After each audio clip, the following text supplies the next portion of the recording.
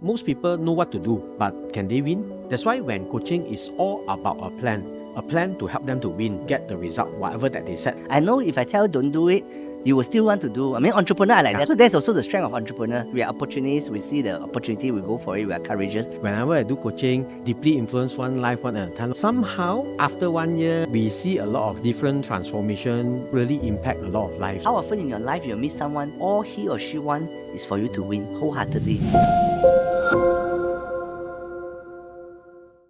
Today we have Steve Chow, our 10X Valley CEO with us. Of course, he is also a 10X strategy coach. And not only that, he is the team leader of Team Igniters. He leads a team of 10 coaches. So he is the leader of the coach. He is also the first who reached 6X in our platform. Glad today to have him with us to share his journey of mastery in attraction excellence, BHC excellence, and coaching excellence in his journey in the past 5 years in 10X strategy coach, and created tremendous results for the client. So let's hear from Steve today and what is his journey of mastery.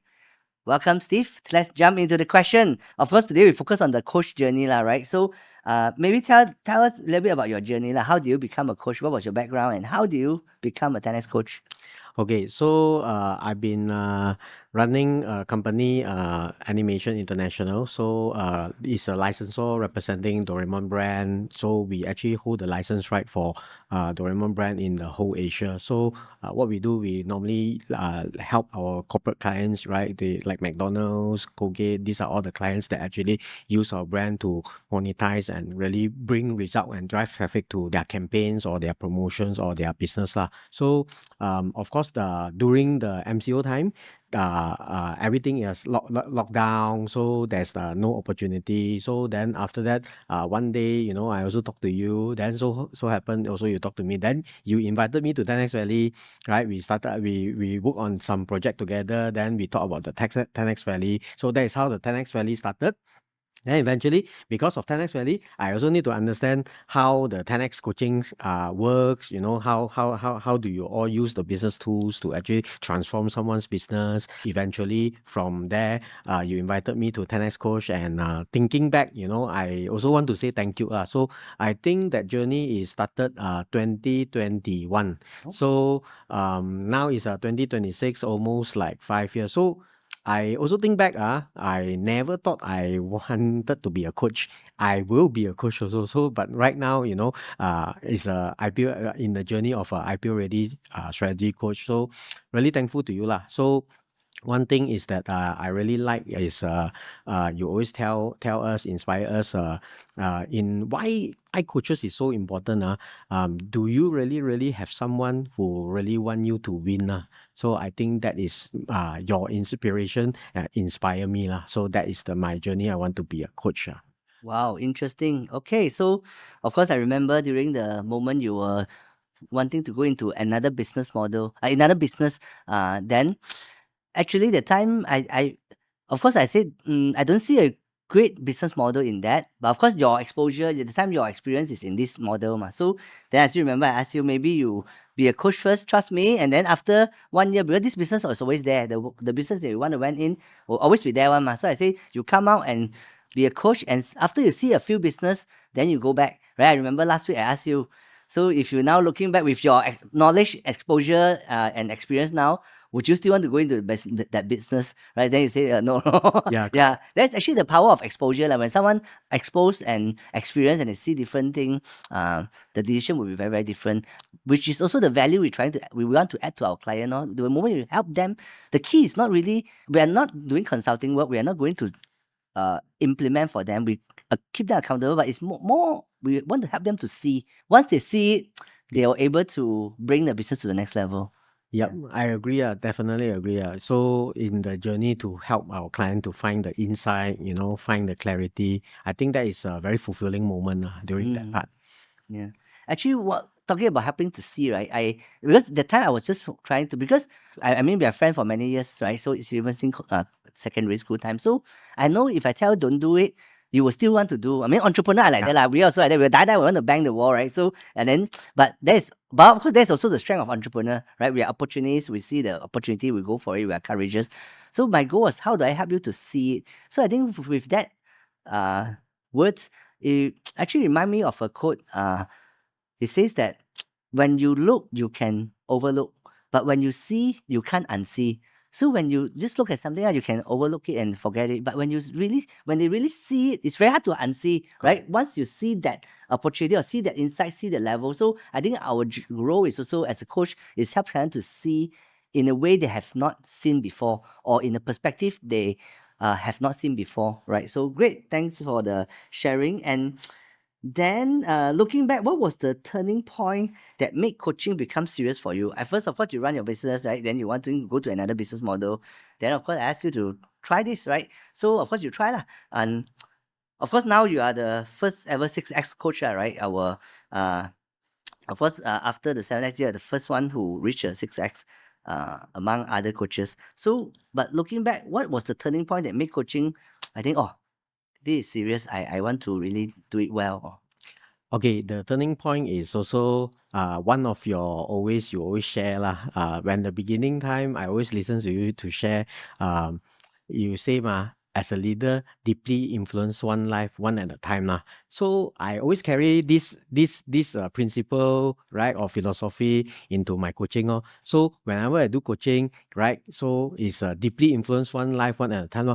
Then somehow after 1 year, right, then eventually the client after 1 year, we see a lot of different transformation, different things. Then when I really go to their events, right, wow, the thing really impact a lot of lives. So that is when, wow, what if I didn't do it well? What if I just do it right? So that's why I always have this because when we are in Seven Samurai, do it well, don't do it at all, so never settle for less. These are all the quotes that I really, really like, and we practice. So eventually that is when, okay, maybe it's my time to upskill, right? So when I upskill, then eventually so happen my team members, they invited me to help one client. So eventually I take up the third client, because I didn't thought of wanting to have many clients, right? But eventually somebody introduced me, say need to help this client. So eventually I take up my third client. This third client is a little bit different, because the size is a little bit different. So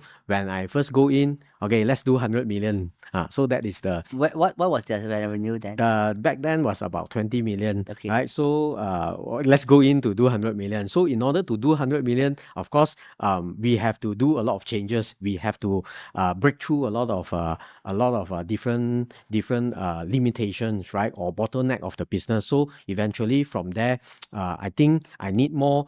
I need to be professional lah. I cannot just run do my way. That's why I also grateful that I can learn 10x proven formula, right? We use the 10x tools to actually help the client to find insight, build their strategy, build their system. So eventually I believe the transformation comes from all these fundamentals. So that is when I really want to help my client build strong fundamental. So carrying every intention to build strong fundamentals so that they can become a 100 million company, then become an IPO-ready company. So that's why I want to it inspire me lah, because I see transformation. So eventually then the next client, I duplicate back the same formula. Next client, I duplicate that the same formula, and next client duplicate the same formula. Eventually I thought it was hard, but eventually because of formula, because of system, so it's actually duplication only.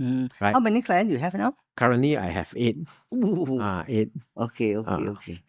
Max out already. Max out already. What I hear is that, okay, you start to, at first you just try lah, right? Then after you start to see result from the client, then you get excited, right? And you are motivated by deeply influence one life at a time, so that you go really deep. And at which point that you think, okay, this is serious, I want to which, is it the third client or second client, or what moment? It's actually the second client. It's actually the second client. So because her business, she's impacting many female entrepreneurs. So they are currently struggling, lost, and there's no direction. So they don't have someone to help. So I look back, eventually, if I don't help her, she cannot help these people. So that and when the stage when I see that full picture, see the event, see all the faces, so that was the moment that inspired me. I need to be the best. I need to keep getting better and better so that I can walk with her on this journey. Wow, powerful. In fact, what I love, the story that I really inspired, and I take it very personally, because I saw it, but I couldn't reach out to this client. I cannot because my hand also full, right? I also cannot handle. But I know she need help, but I couldn't go down and help her personally. This story, I think it will be our really it's a very beautiful relationship, which is of course you and the client from MC Joe to Mentor Joe, right? So of course, I know MC Joe for quite some time. We know each other, but of course, I see her. She's MC, right? Art event. I see her. So actually, one of the event, I forgot whether she was the guest or she was the MC lah. But in actually one of our client listing IPO, then I saw her there. So we have a chat lah. So I know MC this industry is very hard to scale one, and some more MCO. You know, that time just after MCO, I know that she need help, but actually I gave her an idea. I just say, I actually the term mentor Joe, I told her it's just an idea. I say, why don't you do this and then why don't you position? She started to try to do this, but it didn't position as mentor. She still MC Joe, SM Joe. I say something is wrong. How can so I say why don't you just change to mentor Joe? So then of course but of course I want to say this, yes, idea and direction is very important, right? Of course, imagine she continue doing MC and now going for mentorship, right? Or as an entrepreneur, direction is very important, yes, but execution is equally as important, right? Correct. So it's all about the accountability, execution, and all that. But of course, I cannot help her as you said. I know I can, but I can't go down and I can't go and spend time with her and do that.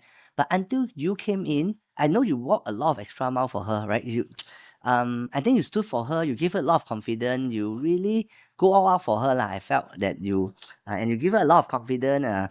Of course, just mindset, skill set, tool set, total transformation.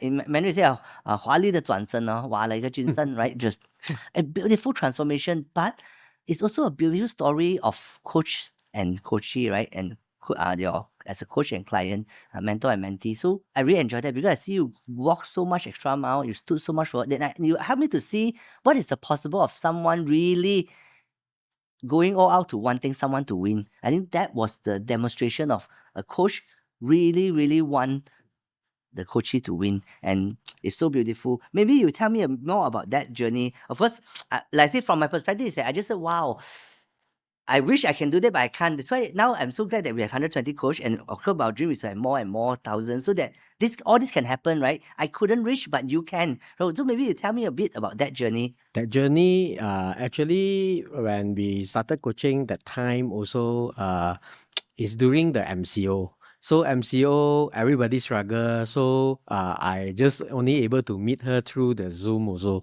So that was the journey. So I foresee during that time there is one specific discussion on the coaching session. So I say, sell because that time she's teaching people how to sell live, using the Facebook Live to actually sell the product. So I saw if we open this trend could be dropped already. That could be not like the demand as we are in the lockdown. So then there's a business model innovation more situation also. Okay, then we talk about it. Then we decided then because if you want to innovate a business model, we need to find a problem. What is a problem so big that we can actually tackle? So I still remember I meet some of my friends, all the female, especially female, and they are struggling to get their first 1 million revenue. So actually, supposed to us as a coach, we help them is supposed to be very easy, but we cannot spend time with them, so many of them, and of course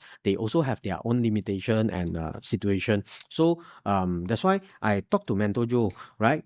Okay, do you want to help these people? Because if you want to target, when we talk about the market segment, if you want to target people who has the money, who is doing well, all this definitely a lot. But this segment of entrepreneur, I feel if we can really, really help them, it will be very, very meaningful. So that's why that was when we have this discussion. Then she say, okay, let's go and help this group of people. Because I tell her it will be a not easy one, because it's challenging also. Imagine people are struggling, we want to go and help this group of people, correct? So then eventually she say yes, she really want to go it. So then we brand the whole company. We build we come up with a brand called $1 Million CEO. So in the Chinese it's called 百万你总裁. So then this MCO, we started with the purpose of to actually help female entrepreneur to find their dreams, their success, their love, and their passion, right? Through confidence. So why this group of people cannot make their first 1 million? Because they are not confident in their journey. But why they are not confident? Because they don't have a clarity of how to achieve this. So that's why in this we develop something, their propriety. So Mentor Joe actually created some formula and a framework that actually help they just need to follow this system. Then eventually they can achieve the first 1 million revenue, right? So imagine if we were to see all the female entrepreneurs and they are struggling at making their first 1 million revenue. Actually, they don't make money, they waste a lot of time, they go through a lot of struggle. So we feel pain when we spoke about it, talk about it. So eventually, this is a reason why we exist. Even I remember our brand slogan is be different. So we want them to be different. So through Mentor Joe strength, she's good in communication as an MC.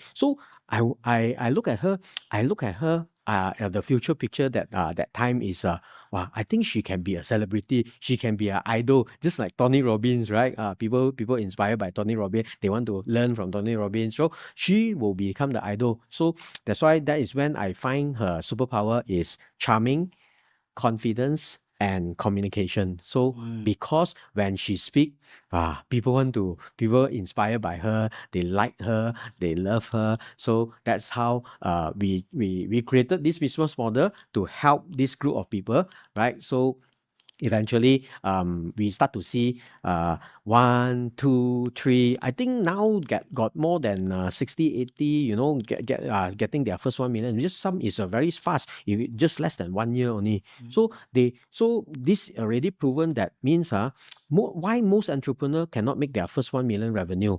They don't have a system, they don't have a process, they don't have a formula to work. Not that they can't, they just don't know. So that's why Mentor Joe really did an amazing job, inspire. So now she have about 300 plus students, in the community, more than thousands of female entrepreneurs. So I look forward, hopefully one day this platform, this community can inspire 10,000, 100,000 female entrepreneurs. So I think as a coach, as her coach, we did something right for the community. So I think that is more not just coaching, but it's more to like a mission. It's also like part of my mission.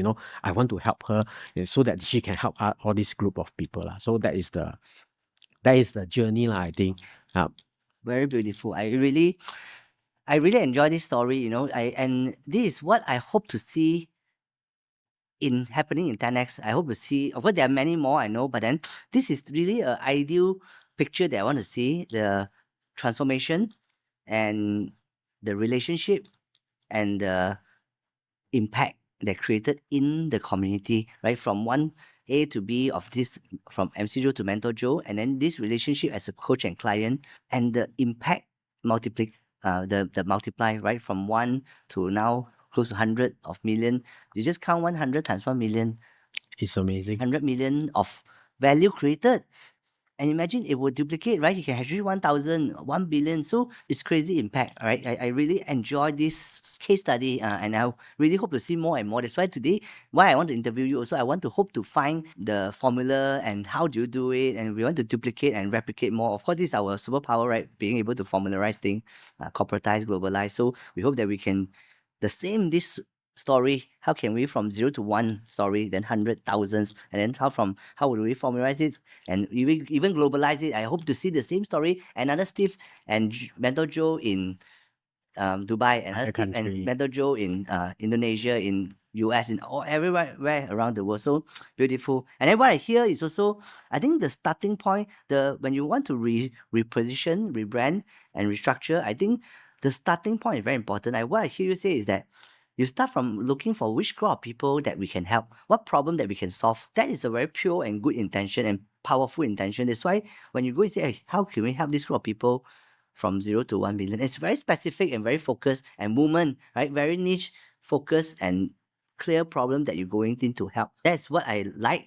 And I also like that you're able to help her to see, you are imagining her future, right? I felt that every coach should do that, right? What is the what's the potential of this person that I'm coaching? What is the potential of this company I'm coaching? And many times we may able to see and they may not able to see. I think every time I hear many times in my journey or past 20 years, I will hear clients tell me that, you believe in me more than I believe in myself. Right? So, and I'm sure Mendojo have the same feeling, right? I mean, a lot of our clients and that is what a good coach should be, right? We see the potential and we believe in them so much. Sometimes even beyond them, right? I'm saying this because this happened to me as well. I didn't have the confidence and belief that I would be where I am today right now. But because someone believed in me, right? Because Karthik believed in me, because Janet believed in me, because Richard believed in me, of course, my parents. So people along the way, my client, Hao Jun, Sissy, all these good clients, they believe in me, sometimes even more than myself, right? So, especially my mentor, they have believed in me. They sometimes ask me, give me this mission, right? When I do my first strategy masterclass, he said, I'm sure you can. And he really fully trust me that I can. Even I cannot, I said, die also, I want to make sure I can, right? So that's why we know what's the value of having people like that in our life, that that they believe so much in you. Like just now, like what you said, that's why I asked this question. Is all this come from our experience? We ask, would you want to have someone who really wholeheartedly wants you to win? How often in your life you meet someone, all he or she want is for you to win wholeheartedly? It's very rare. Even sometimes, sad to say, even sometimes close friend. Like I hear this insight before. Even though I don't like it. I don't like to hear that. I also don't like to believe it's true. But many times there is a lot of reflection in that. And this insight is this. He said, your friend wants you to be good. They just don't want you to be better than them. 每个人都想你好，他只是不想你比他更好。Wow, that's so hurt. So no, actually I don't like this. Frankly, my style of the quotes and principle I like is always very positive, very hopeful. This one I don't like it, but sad to say, it's quite true. Sometimes, I think even sometimes your friend, they want you to be good. They just don't want you to be better than them. As much as I don't like it to be true, there are some truth in it.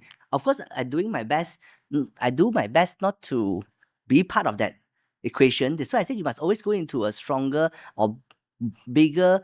Of course, even though there's truth in it, but those people, their perspective is small, right? The 格局 is very small.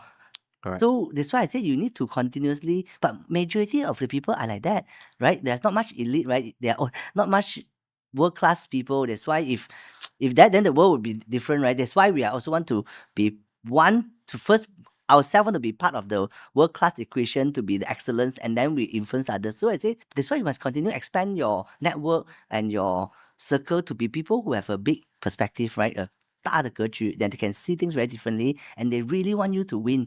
I think that is different. That's why I say just now what I hear you share is very, very powerful, because having someone who really, really want you to win, and you believe in them more than they believe in themselves. So I wish that will be really happen more and more often, right? So I was just saying that why I'm at this point, because I said you are able to see the potential of the client. So I also really hope that all our coaches also able to do that. When they go in, they must see. In fact, I got one flip side story. One of the coach, after he did a business self-check, so this coach said that, I think this client really cannot. Then I said, you better don't coach them. If you cannot even see the potential, Then we cannot. yeah, you help cannot. them. You must able to see, hey, that is the potential. So I say when I do a business self-check, of course we have this question, we are going in to help them to see clarity, but I also go in with my intention of going is that, what is the potential I see in this? So even sometimes I cannot coach because my time is packed or all that, but I will tell them to see the potential, and I'll tell them this is what I see possibility. Of course, it's not a promise. I just see this potential. Just like Mentor Joe, right? When MC Joe, I know that she did breakthrough. Actually, I don't have answer, but when we start to evolve her model, then I saw this, then why don't you position as Mentor Joe? I also see position, she can be that, because you started the journey, right? So I said, you can be that. But again, it's just the going there is all the hard work that require. That's why require the coach to walk with the journey with her. So I think I like that, and I think all coach should have that perspective. And I think what you can give her, two things that you've given to her, which very, very powerful, and which is I felt again a lot of coach. There's a value of having a coach, and I hope that a lot of our coach can also give that, which is clarity, number one, Number two is confident. You can have the clarity, a direction, but you may not have the confidence to be there. Everyone want to be like that. What you ask like now, even though same industry, you can ask all the MC right now, all the woman MC, ask them, okay, this is the direction. You go lah. But they don't have the confidence. Yeah, they don't have They confidence. don't know what to start, how to start, where to begin, right? Yeah, they also don't have the confidence, and of course because they don't have a coach, right? Unless you help them lah. That's why you always say, strategy is so important, but never urgent. When it's urgent, it's too late already. So strategy is the why we win. That's why we are strategy coach. So I really like, because learning about strategy, in this journey. Yeah, so beautiful. I think these two things that you've given to her is very, very powerful. Of course, vice versa. I'm not saying that we don't take all the credit. Of course, she is the one She who is really very strong execution. strong execution driven. Of course, credits go to both She sides. put But a lot of heart, love, in the community. yeah, a lot but of course, they take both ways. I think is that's why I always say that coaching relationship is even consulting, and in fact, in any partnership, I always use this quotes or use this saying that I can do what you cannot do, but you can do what I cannot do. Together, we can do great things, right? So it's not that one party, both way play a good part. So beautiful story. Next question I want to go is that before you succeed as a coach, well, succeed is very subjective, right? But of course, you have your own definition. I felt that, hey, and when I say succeed, of course, one of my definition is you are become a sought after coach. Sought after coach means they say, what do you mean by sought after coach? It means that a lot of people want you to coach, but you don't we can't help anybody. you can't. Everyone. Yeah, you have, of course, for 10x we also limit our slot. We don't want to pack ourselves just coach. We also want to use our time to solve the world problem, help other people, do charity. There's so many things that we can solve the world problem together besides just coaching. Although coaching itself is part of our mission, right? Because we also transform business. Where charity come many form, right? Community come in many form. For us, we believe that when we are coaching, we are also doing community work, because community not just because when every time people talk about community, they think of the under marginalized or they talk of the underprivileged. Actually, there's just one part of community, the old folks home, the orphanage. So all this, they only think of community. By community, got working crowd is a big group of community. Parents, entrepreneurs. So there's so many layers of community. I think when we serve in this, when we coaching a client, we are also serving the community, because we also touch life, right? We also talk about parenting, relationship, all this marriage. So we are helping even in the community. Parenting is one big part of community, right? So anyway, of course, I say that is the way we do community. And when I say go back to succeed, for us, one of the definitions, you become a sought after coach. Let's say you can only take, actually, average coach we only take 2 to 3 right? 8 is really a lot already. So, but now even you got another client, potential client that you really see a lot of potential, and that's also very hungry to learn, and they also can afford. You also cannot take already. So right, so that's why. But anyway, to me that is. Of course, now that's why we are recording this podcast, so we can formalize this and hope that other coach can help. We can have duplicate more people like you, me, Paul, and all these coach who have living a 10x standard, like having a 10x standard, we can try to duplicate more. Before you reach here now, 6x coach, right? So what was the biggest struggle you faced along the journey? What was the biggest struggle? My biggest struggle, I think, communication. Leadership communication. So the ability to influence, the ability to inspire, the ability to provide insight, in a more structural, simplified way. I think that is my biggest challenge. I even remember when my coaching with my mentor Joe that time, so struggling because I don't know she can speak English. I thought she can speak Chinese, so I don't know how to speak Chinese and Mandarin. Then I have to speak Chinese and Mandarin. Then I found out that she's a president of the Toastmasters some more. But I never regretted that journey. So even her community is a Mandarin version. So I took up the mic, go on the stage, also speak Mandarin. Doesn't matter lah. It's funny lah, because I can't. But that doesn't stop me lah. So I think my biggest this is I think back lah, it's funny. but it's actually very fulfilling because if I don't try, I would not learn. I will not learn, then I will not improve. So I did my breakthrough. So same also when we are in a 10x journey, 10x Valley. So every month I need to go on stage to become an MC. In my whole life, I never become like a host or MC or someone to teach on stage, So I never teach some more before also. So normally it's a like one-to-one conversation, definitely very easy but one-to-many, I think that is something very challenging. But I never give up. I don't care how people think about me, which part I'm wrong, which part I'm good. But I think one practical insight that you share with me really, really useful.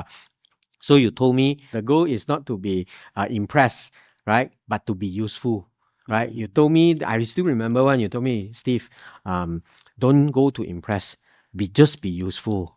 I think I practice this and I apply this all the way. So because most of if you see why I achieve certain thing, because whatever that you say, I find it so valuable that I really practice it, right? So no matter it's a coaching, it's a communication, so I don't care how other people think. As long as I be useful, I'm good. My biggest challenge is leadership communication, the ability to inspire, to influence, right? To actually align people, this talent. But because now and through this journey, now I'm doing that very, very well. So I'm very happy and I'm very excited So I can lead team, I can inspire all my coaching client team. I can align of them when they are lost, they are all in not the same direction. So the ability to influence. So I think that is a powerful. And I learned the most beautiful thing is the words the power of words. So this is I think why I learn fast, I grow fast, because the choice of word, the power of words is how we use the word. It's not what you say, but how you say also makes a big difference. So I think that is the real transformation. Wow, so good. So I think what I hear at first, so my question was the biggest struggle. So I hear you say communication. So by communication, one is of course the highest level. The eagle's view is able to inspire, influence, to align people, to unite people. All those are the eagle's view of communication. I also hear probably the lion's view could be the hosting, one to many, the technique of how to speak on stage. Then the third I hear is more on Anne's view, more on language or speaking Mandarin or what language. So when I say communication, this is multiple perspective, right? You're not just saying language, right? So your communication, it could be at a high level, inspiration of the communication, at the middle level of speaking to many, and even to what type of language you use and all that. So what I hear, how you overcome that is by just practice, right? You just do it. I think when you hear principle, your strength is practice, right? You actually put into action. I think that is the biggest difference. And I also felt over the years, I think you created many opportunity or even continue growing or become who you are. I think one of your really superpower is that you put into action. Many people hear, but they don't take action, right? But you listen, you capture, and then you take action. In fact, I felt like even one particular incident is during your tenure as a Seven Samurai team leader. So team lead, the chief. Then we are doing MCO, then we do the 10 element of a class 10 team. element of world class team is Seven Samurai Business Forum. It's so kick, right? So weird, right? Seven Samurai Yeah. that team have a business forum. During MCO time. Yeah, but I think you are the one who took the effort to really align everyone, go through with them the content. So I think that also shape you as who you are along the way, right? So, but interestingly, all these are actually volunteer, right? We don't earn money from this, but because of that, you have grown to be where you are. So, and remind me of one of the quotes that I hear when I was standard 6. Standard 6, Standard 6. 12 years old. So I went to a factory visit by the primary school. So I went to this factory, Hong Ying Yao, Red Eagle. Oh, Red Eagle Oil. I think, and then I just found out, actually Red Eagle founder is who, Spritzer. Oh. I also, of course, I need to find out more. I just read the article. Even that day, I also don't know. I should ask him if I found out. I only read very recently, last few days, because I read from Alvin Post. So he say the founder of Spritzer is the same founder with the Red Eagle Oil. So then they got all this so anyway, but I hear the story. of him. I always see the Red Eagle Oil Factory. In Ipoh also, maybe could be or Ipoh, Taiping, I'm not sure. Never mind, I will ask him again. So, but what impacted me was, he said, how the founder has found able to build this factory. He said he was actually a worker, and he worker in the factory. But of course, this story I haven't verified with the source lah. Is the teacher tell me when I was in the six. I still remember vividly. So he said he was the factory worker and he helped people to carry the oil. So but actually in factory they were free segment one, so that each staff will work on different segment. So but all the worker, when the boss not around or the manager or factory manager not around, they will, in Cantonese it's called 蛇王 right? They will just do their stuff lazy lah. So then they will play cards lah or whatever, or the in Mandarin it's called 吃蛇 lah, 蛇王, right? So then they will just do their thing lah, play cards lah, or just chill lah, just relax lah. Then this guy, they will always in Canada say 玩回本 lah, so in 华语我们叫吃亏. So it's like in a sense like being bullied lah, or he lose out because they will ask him to do their job. Take advantage of him. They will ask him to do the job. So he was very okay lah. Then he will help everyone to do the job. So they all, but before I go further, I say the principle first maybe. The principle I hear was, it's Mandarin. He said 吃亏占便宜. 吃亏占便宜, which means 吃亏 is you lose out. You get taken advantage by. Then 占便宜 is you actually gain benefit, or you are the one who actually gain the benefit. So then he shared this story. Anyway, so we continue the story. So he was the one who 吃亏 means that he always get taken advantage of. So he always do the extra work for people. But it's because of that he see the whole flow of the factory. Whole process and flow of the factory. Eventually he start his own. Right, so that was very inspiring, right? So actually that is that's where he become. So 吃亏占便宜, don't think that you are losing out, but actually you are the one who gain. So actually another story also, that one is real from my friend. That one is very close to us from our friend Teo. So he said, Teo is an illustrator, graphic designer, but he started as an illustrator, and but all this while he's very good in drawing. So I said, how come you are so good? Is it you're interested? Yeah, he said he also interested, but he said, when he was secondary school, the friends always during the art class, you will just say, you help me lah, then they all go play. So because he like he draw. So he 1% do 4-5% work one. But yeah, he keep drawing. Eventually he become a master lor. So he 1% do few percent job. So but seems like he is the one who lose out. But end up he is the one who gain, So 吃亏占便宜. So I see this in you as well. Because in the sense we are 吃亏 right? We do all this volunteer work. I help.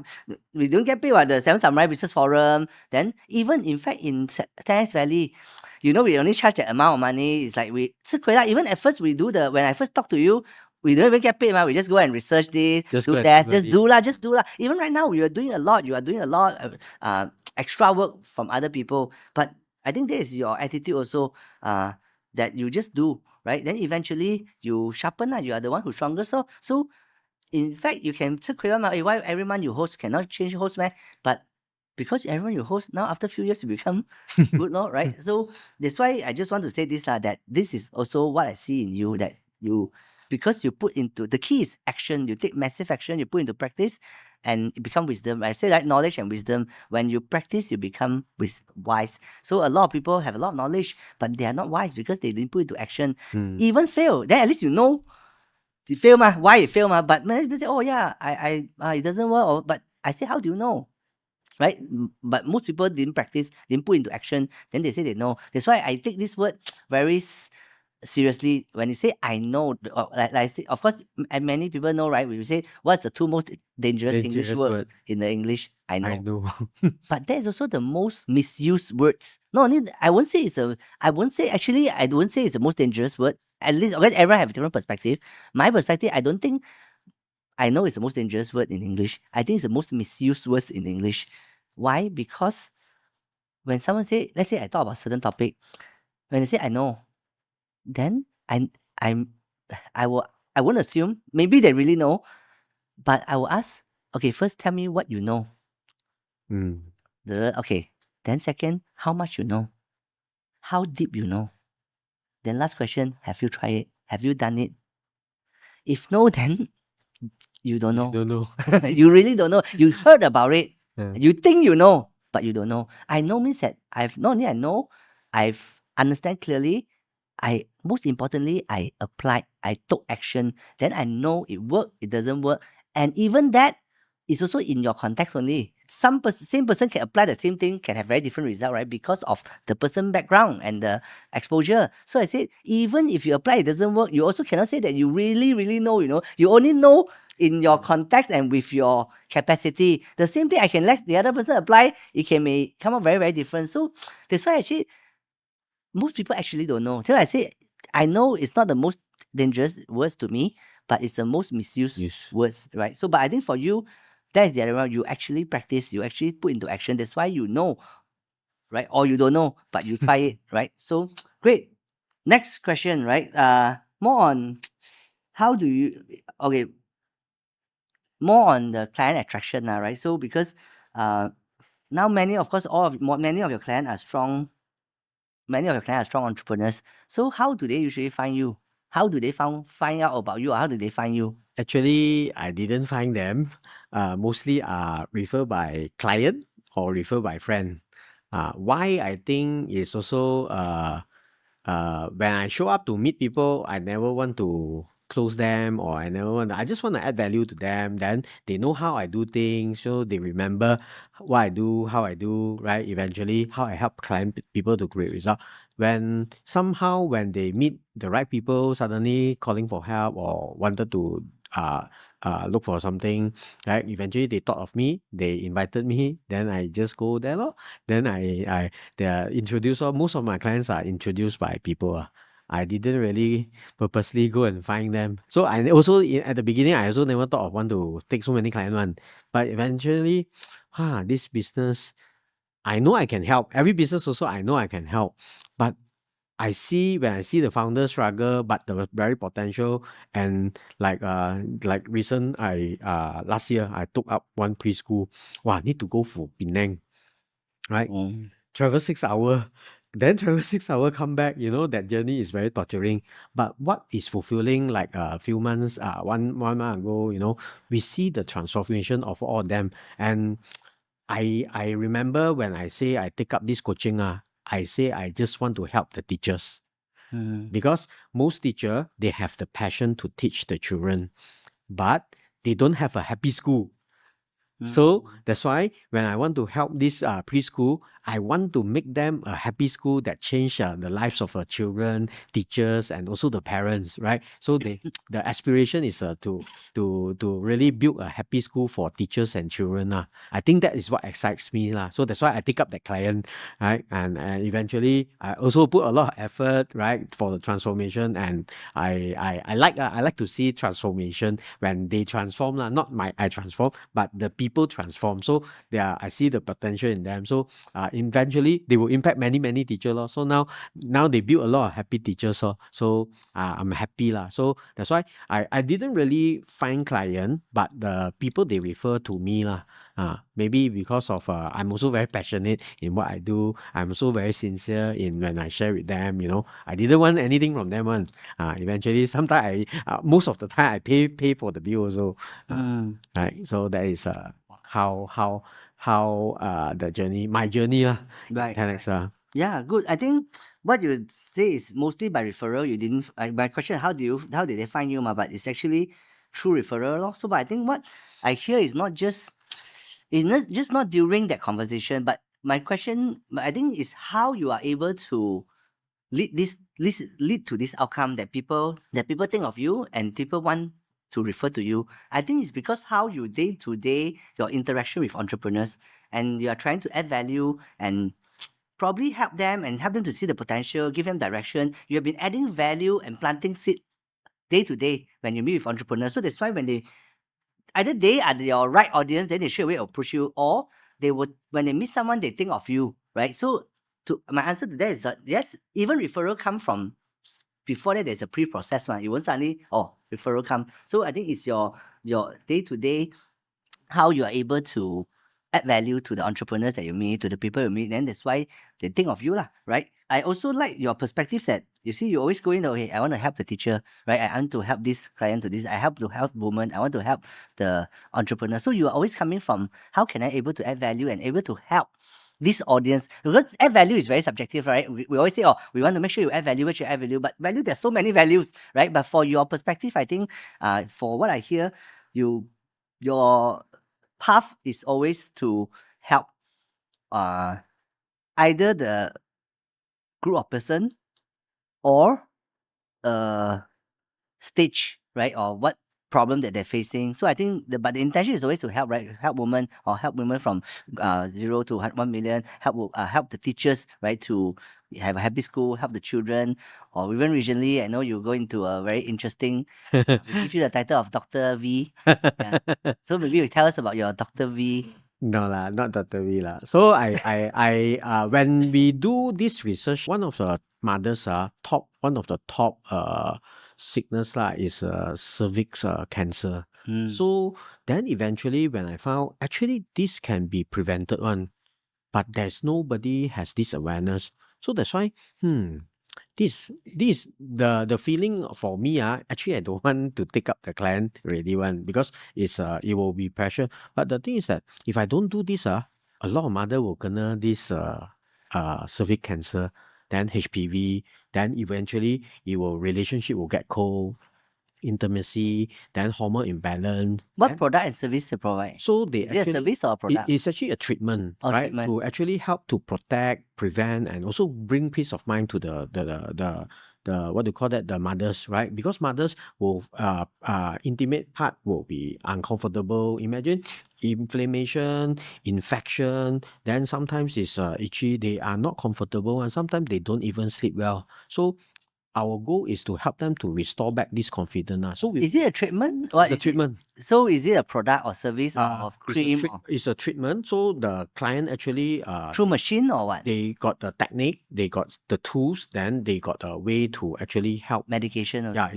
so they actually help the mothers, right, to clean up. Then eventually, then how to guide them to protect this part, right? It's a very interesting. Also, it's almost like another very niche market. Secondly, is this one help a lot of mother one, really one, because imagine mothers, how does mother behave? Mother is is like a heart of the family ma. Mothers always protect one. Everything she suffer, everything she do, then when she has something happen, what is the happening?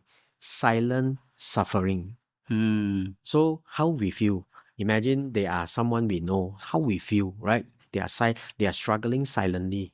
They are struggling silent, right? Suffering. They don't know how to say. They don't know how to talk. They don't even know there's a solution. So that's why I feel I need to do something.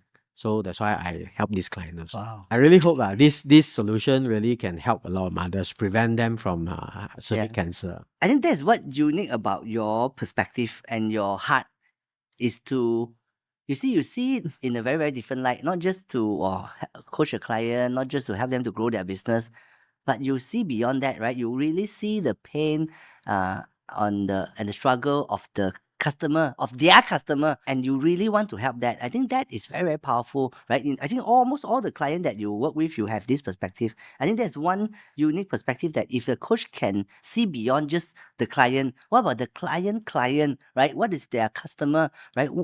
What's the problem it's trying to solve? What is the audience they're serving?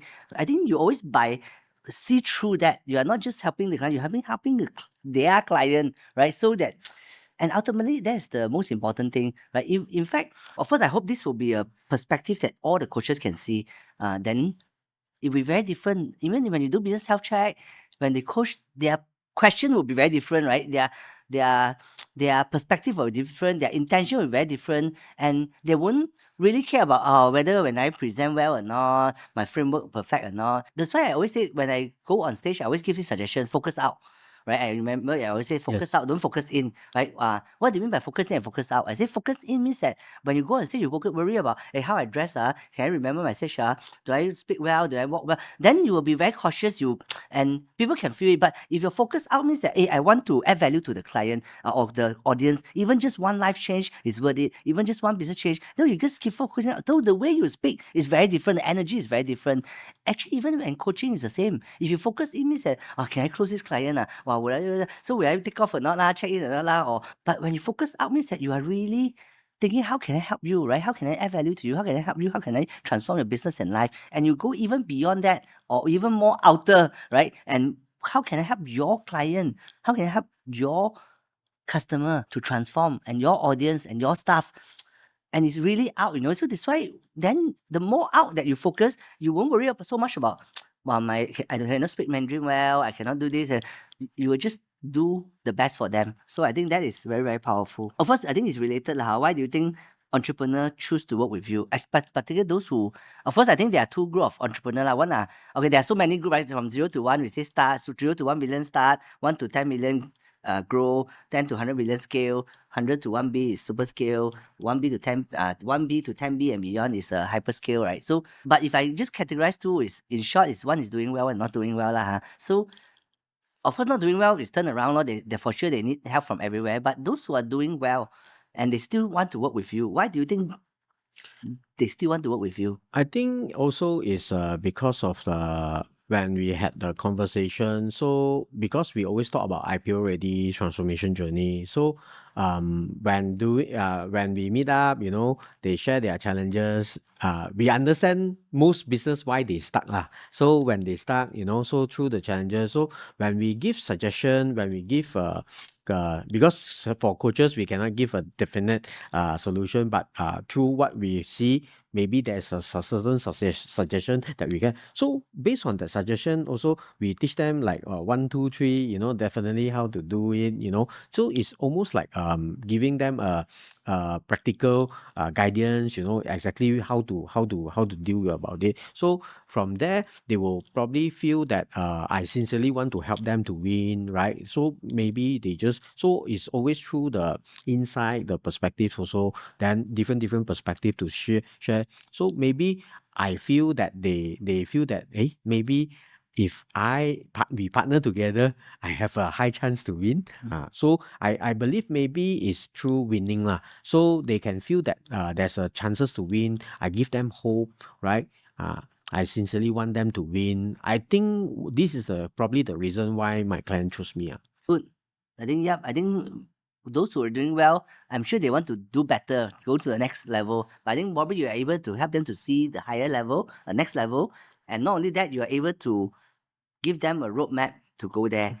And by your experience and exposure, by your question and what you shared, they probably feel that partnering with you, because they can choose, right, whether to partner with you or not.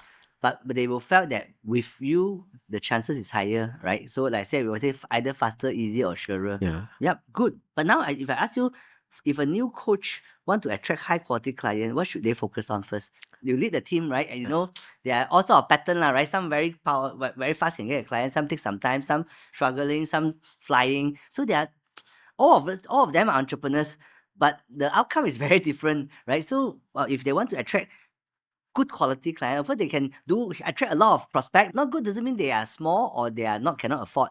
It could be mindset not ready, right? So how do they attract a high quality client, and what should they focus on first? I personally feel give one reason for a prospect or a friend or someone you meet a reason to remember you. First, I think give them a reason to remember. Means what? There are many things that we can become good, but I always think if we try to be everything, we are master of nothing. So be focused on doing one thing well lor. So if let's say example, probably I'm sure every coaches have unfair advantage. Some they have a very good in people experience. Some they are more practical in the systems.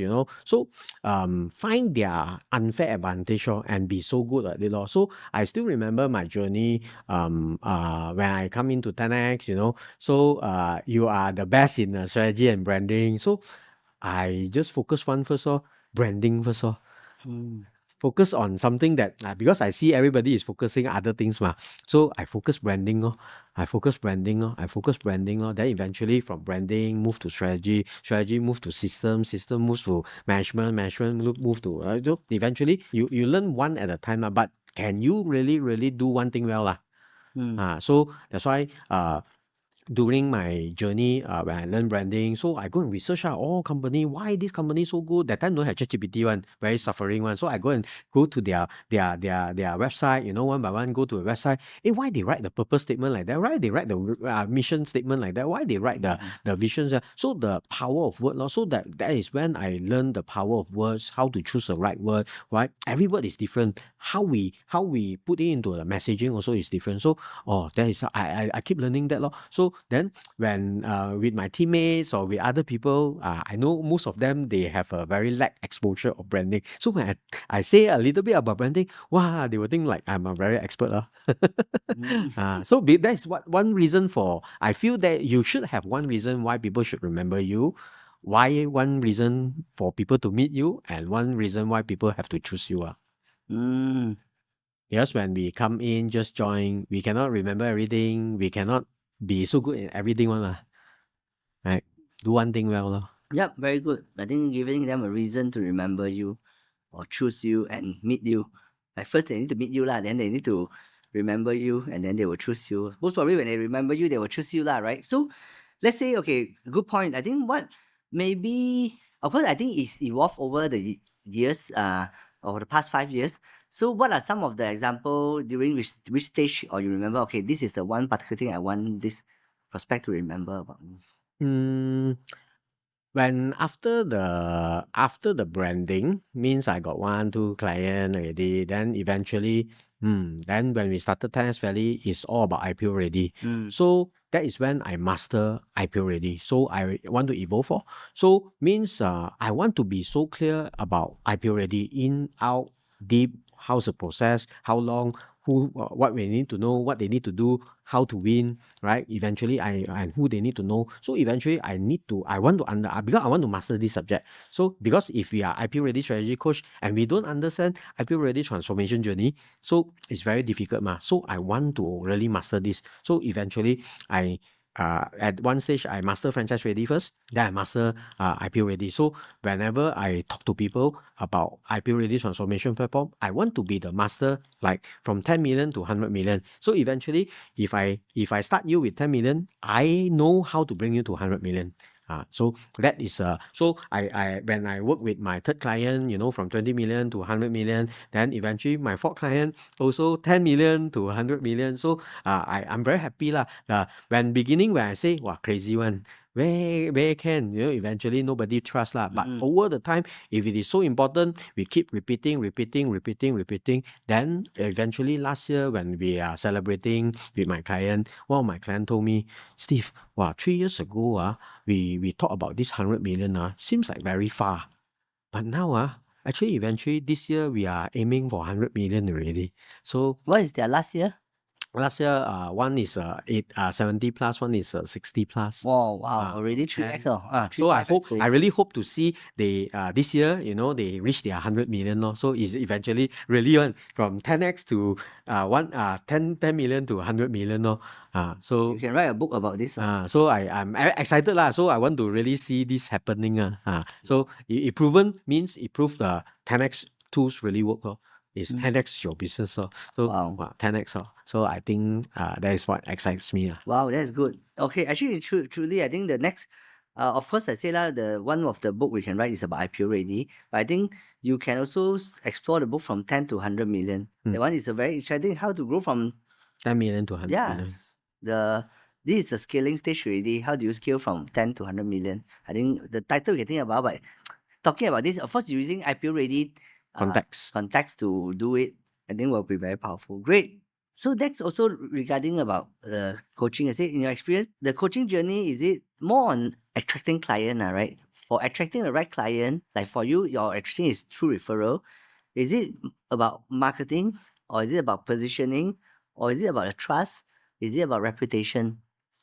For me, or others? for me, in a 10x context, because I truly practice, work the system. So for me, in a 10x perspective, the coaching is about building a strong fundamental of a business. So in all aspects of a business, from brand to leadership to strategy to culture to management to system structure, so not just one part. That's why we are strategy coach. So when we go in, we really help the client to build strong fundamentals. So most clients, they don't know what they don't know. So when we go in and check, we audit, we do this, right? We see a lot of leakages.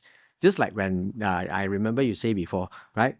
A goalkeeper, right? They don't have a goalkeeper, but you say even you have a bad goalkeeper, better than no goalkeeper. Because every score they really score, right? When they score, they get revenue ma. Then when no goalkeeper, what happened? They get score back, so the revenue. So that's why they always lose money. They cannot see money because everywhere is leaking. So that's why our strong fundamental is so important for them, right? We help them to build back all these solid fundamental, right? We fill up all the leakages that they have been experiencing. So far, all business is very good one, but they just have a lot of leakages, right? Here leaking a bit, there leaking a bit, but they don't understand the loss of opportunity also. So example, one of my client, right? They have 170 over withdrawal, or the customer didn't retain. But when I calculate what is the value of that 176 client withdrawal, is 5 million. Imagine what can a business do with this amount of money if you really do this really, really well. So this is important. So that's why most clients, they keep finding business, but they never thought actually retention is more important. So one of my clients just shared with me, actually, Steve, what do you think the retention of the client strategy should be? How many percent? I say at least 80%. Unless you are a new business. Right? If you're a new business, 100%, the first year should be 100%. Then after you don't have existing client, then second year probably you got a client already. Then you have a certain position, maybe 70%, 30%. Then eventually the third year you should 50-50. Fourth year you should be at least 30% retention. Then 30% new client and 70% retention. Then eventually fifth year you should have 80-20 already. Right? So that is a healthy business. Even instead of you keep chasing, why you do business so many years, keep chasing new client one, right? I don't think that makes sense. So a lot of entrepreneurs, they don't understand. So that's why fundamental is so important to protect the revenue, to really, really protect the business as well. So that's why most entrepreneur I see they have why they keep chasing not enough sale, because their fundamental is weak. So that's why, like you mentioned just now, the coaching. But I feel 10x coaching is very different because we focus on really building the fundamental. We are not like just coaching, ask question, ask question, right? Eventually won't lead to something. But we know why we ask the question. We want to see where is the leakage. Then eventually we propose certain tool. Then we start to implement some frameworks that 10x have. Then eventually we cover all the leakage already. That is, I see why 10x tools is very strong and is proven tool. And I want to really imagine one day I see all entrepreneurs really apply this. I don't think they have a business issue. If not, they stuck in the whirlwind. Why they always busy, right? So that is one thing I want to share and really works. What I hear say is really having a strong fundamental. I think few things I like is one metaphor is the team having a best striker but no goalkeeper, right? Yes, they are want to focus on the strength on something. They are very good in this area. They should push all out, but they cannot neglect other area as well. So they're putting someone there. Maybe they're not the best, but at least they are every position. There's someone there. There's a completion. Version 1 is better than version none, right? So at least they start with that. But there are certain area there will be strength. Yeah, go on, but then don't leave certain important part leakage, right? That's why you can score 10 goals and someone score you 12 goals. You also die, right? Also lose, right? So good point. I think very good perspective. And being a strong fundamental, strong retention. Just I talk a lot about attraction, right? Now it's more on really doing the business health check. I think, of course, the business health check is our core, right? So it's really a way for us to add value. Of course, it's also a diagnostic tool for us to really find out from client what is the problem, how big is the problem, whether do we need to solve the problem, and really we always want to diagnose before we prescribe, right? No point we go there, tell them all the solution, but no point about what is their actual challenges, actual problem. Every business is unique, right? Even though there are, of course, a lot of similarity, but there are also nuances, uniqueness. So we want to find out whether can we truly bring the business to the next level. So in business health check, I want to know, when you go into business health check, what is your mindset, right? What are you thinking? For me, when I go into the business mindset, business health check, my mindset is actually I come in with the intention to help them to win also lah. Because so hard they try to meet me, correct? So I also want them to win. So when I want them to win, I have to intentionally find the domino. What will change the game, right? So eventually, started with the PDD, right? Really to find them the domino. Then because of that domino, it gives them a new perspective about their business, a new way, a new possibility. So I think because in 10x we always practice just find that one domino, probably that just one insight can change their business forever. So my intention, my mindset is to find that one domino, one insight. That is for business health check, right? Not because just now I hear you say business health check. so in the business you also try to find that one domino. So your intention have them to win and find that one domino that changes the game. Yep. Anything else when you go into business health check on this or then sincerely I sincerely just want to help them I sincerely just want to help them, if they go through any challenges, I want to help them to move one step forward right? Not just stuck there because I know how painful is stuck because most of the time nobody like to stuck at somewhere we don't belong right? So that is the painful of stuck Wait, so I hear intention, intention to help find the domino, and sincerely and genuinely want them to move forward, right? So what are the key things that you listen to during the conversation? I listen mostly on the problem, why they have this problem. So we ask questions. So why they got this problem? Why this problem occur? So because problem is like this, because why they got this problem? So means the other areas they are doing well That's why they only got this problem So my mindset is different. The opposite. Every problem is an opportunity I'm thinking, what if this problem is their greatest strength? What is possible? Imagine if I really want to take up this client, assuming, right? If I can turn this problem into their greatest strength, what's possible? Will they win big? Or will they dominate? Or how, right? When they have challenges in one area, that means they are doing well in other areas But what if there's no more challenges like this, right? Eventually, I think that is a game changer. Wow. Interesting. I think I really like this perspective of really seeing things very, very differently, that what is their problem is their greatest strength, what is possible. I think that will create a lot of different possibility.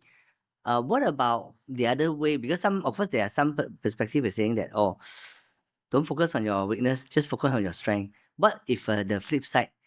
What if the flip side? Means that now you look at their problem is their biggest strength.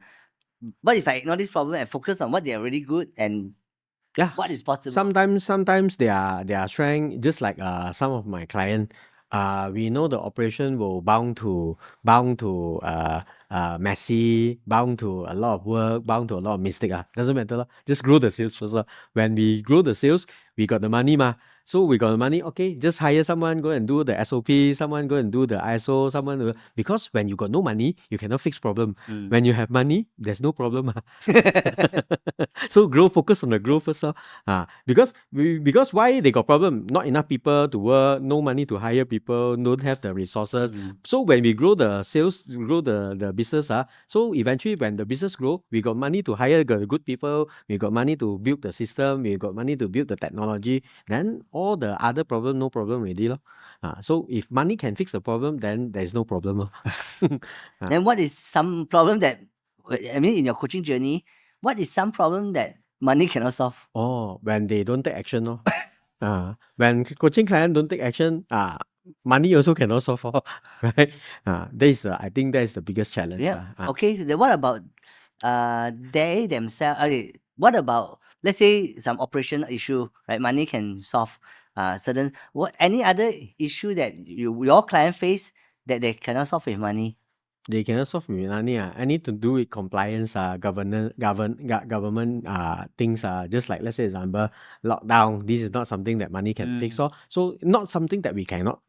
Those are problems that we can control is good. We can solve with money. Those problems that we cannot control, like suddenly, now the Donald Trump, they got this, then eventually everything rise, everything. So the business will be affected. So these are things that we cannot control. So then we have to find another opportunity. So like just recently, I got one challenge is preschool, right? Suddenly the government say, 6 years old, you can go standard one already. Right, so that is a 30% portion of for revenue. Wow, there's policy. Right, that one I don't think we can do anything about it, but we need to figure what to do or other opportunity lor. So we cannot fix just we hope only lor. Right, so that is not something that we money also cannot settle lor. Yep. Right. Policy, governance, all this compliance. Even some people will say that, sometimes people say, people's problem also sometimes money cannot solve. But I think may not be true lah. Very high chance can solve lah. Can solve. Very high chance can solve. You say you cannot hire good talent, you pay more money. Many times you can get a better talent, right? Yeah. So you say, but the heart of this is very hard to solve. I think not true also. Like you pay more money, then they will stay or whatever. But of course, culture issue sometimes maybe money also cannot solve. If let's say the culture is rotten, maybe you pay a lot of money also cannot solve. That could be. Next question is during the business health check, what moment you usually depend, that this client will be a client. They will sign up and they want to engage you as a coach. What are the signal or what are the moments? I think it's during I would say it's a shared dreams. So when we talk about it, I ask them how they set goal. Okay, 10 million, right? 10 million, want to grow how much, right? Eventually, if both are aligned with the goal, I think mostly they want to sign up. So still same law. Another reason for them to sign is I like this shared by my team. I wonder how he gets so many client refer to people. Actually, what did he say? Right? He said one thing very, very powerful one. If you want to grow 10%, 20%, 30%, you don't need to find coach one. You can eventually grow that yourself one. But if you really want to grow to 3x, 5x, 10x, or beyond, you need to have change. Then if you trust me, find 10x, he say. So, and then I think, this word very powerful. Imagine if I were to during the business you see, if you want to grow 10%, 20%, you don't need a coach one. You can eventually get there one, correct? But if you really want to grow 3x, 5x, 10x, right? You need a lot of change. That's why you need 10x strategy coach. The power of words, the power of message. Wow, very powerful. Yeah, I think what I like, of course, is when you say when both align with the goal, when they share dream, you know that once you align, the answer is always there. You don't even need to really, really close, right? But what like you say, even yesterday, Fubu founder, right? So Damon John, so he said, what are the few words when people think about your business, right? So we talk about few brands, right? So he said, Nike, just do it, Fubu for us, Julio. So then I just straight away Google. I find my name, Joy Chi, in few words. Then 10x strategy in few words. And then the AI came out, is it 10x strategy coach? Almost word by word what you say, is specialized in helping people, not in incremental growth. Remember, it's 5%, 10%, but they are expert in helping people on exponential growth. Incremental growth and exponential, this is a professional term, right? Like incremental growth is 10%, 20% marginal. Then exponential is 2x, 3x, 4x, and so on and so forth. Like I say, this is actually our strength. I think it's very powerful. We should continue delve deeper and position us like that. You want to grow, then don't find us. You want to scale, then you please find us. Or you want to have an incremental growth, 10-20%, don't need to find us.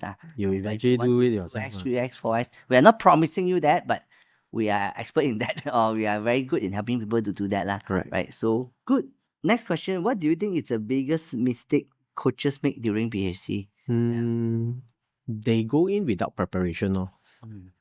Preparation in a way, themselves, right? Do they have a plan? Right? So if they don't have a plan, they are planning to fail. right? So eventually, uh, understanding the client, so their own preparation, if they are not well prepared, client will not see confidence.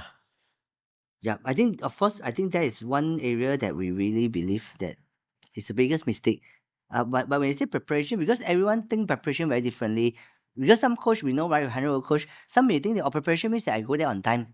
I'm well prepared already. So some two extreme lah. One preparation means that I just make sure I sleep in. I just go there on time. Done, is prepared. Some will say, oh, I just know the previous half question well done. But some very extreme is that, wow, I do a lot of research, so super research, understanding the industry, talk to their competitor, talk to their, wow, so super extreme. So in your perspective, when you say, let's say, because you lead a team, right, 10 coaches, so when you tell them, hey, prepare for a business session, when you say prepare, or even when you say going without preparation, maybe you can tell me in your mind, when you tell them prepare, what does that mean? For me, maybe my preparation, first is domino lor.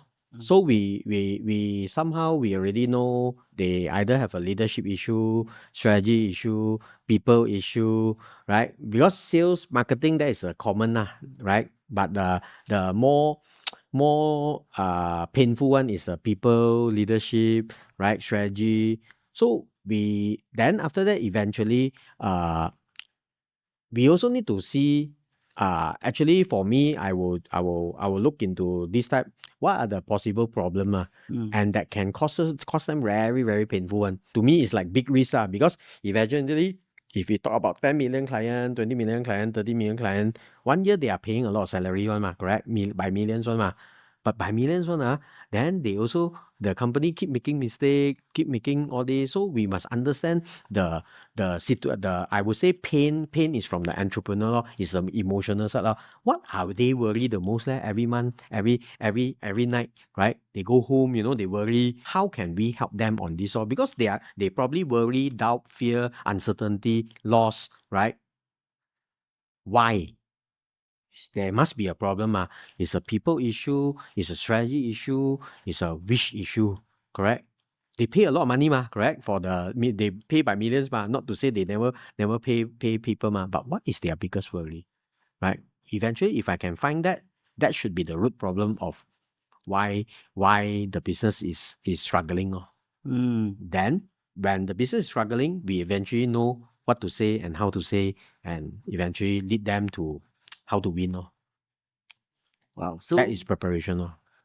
means what I hear is, tell me if I'm missing something. First, you also, I think understanding the industry is basic, because if not, how do you find the domino, right? So first you understand their industry and business is the base, right? You know to know what's the business. Then you find out what is the possible domino.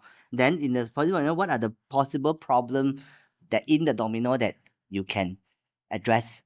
Is it the few key things that you find out? Because based on our tools, we actually can solve the major big problem. So as long as they tell me they got this problem, we already have the solution. Right? Eventually, not just solve one area, but solve many areas, right?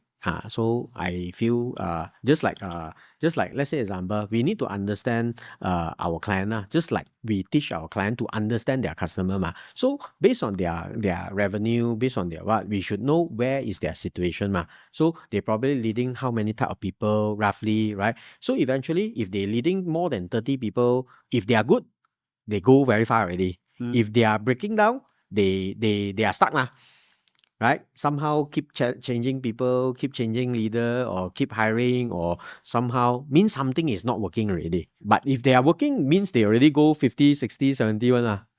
Why they start at 10? Why they start at 20? Why they start at 30? So there must be a problem. How do you communicate the value of coaching linked to this when the investment is higher, 5 to 10,000? Let's say for the first 3,000 easy, but if your client now is all 10,000 one, so how do you communicate the value to them when you talk about 10,000 coaching per month? Okay, so I seldom explain the value of how much. I feel if the trust level is high, the price is not an issue. But I mostly share more on the journey, the transformation journey. So like if IPO-Ready is an IPO-Ready transformation journey, how it looks like, what is the journey like, right? So eventually, I think when the client trusts you, the money, because I also didn't, I say, oh, the money is 120,000, need to pay 1 year one. Then they say, okay lor. They never ask why lor. Because they are clear about the value behind ma. So I feel when I think back, when I do the messaging, so there's a functional value ma. Functional value, we help them to build strong fundamental lor, to franchise ready, to IPO ready lor. That is a functional value lor.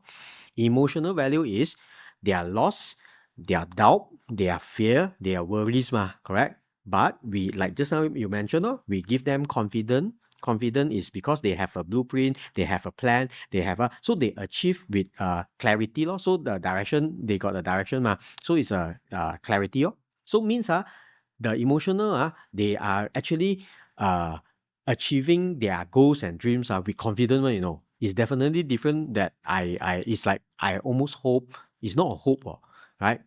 So it's a with goals and objective, it's not a dream. So that is the, I would say, is a emotional value. Then if transformational value, from a business owner, mostly are traders, right? They are trading, buy and sell. So they never know how to manage teams, build culture, build leadership team. So we are bringing them into a journey to become the next IPO-ready CEO. Right? It's totally a different transformation. How they, just like they also probably have a challenge, you know, how to communicate, how to what. Eventually, this transformation will worth a lot of to them, right? So of course, the investment value is the ROI of the business, if from the profit, right, we help them to generate back. So it's definitely overkill. So I seldom say how much, you know, then eventually, but the journey means something, right? Imagine you are confident and clarity to grow your business. It's totally different one. You are like having a race, just full speed. Wow, it's good. Yeah, I think what I hear is that you didn't really talk about this how much and what's the value, but that one is just the ending. Okay, this is how much. After you get all the value, your functional value, emotional value, transformation value, and even the ROI value, the the the investment value, then in the end you just say how much done already, all right? So you didn't really explain how much is what value. Good, I think it's very good.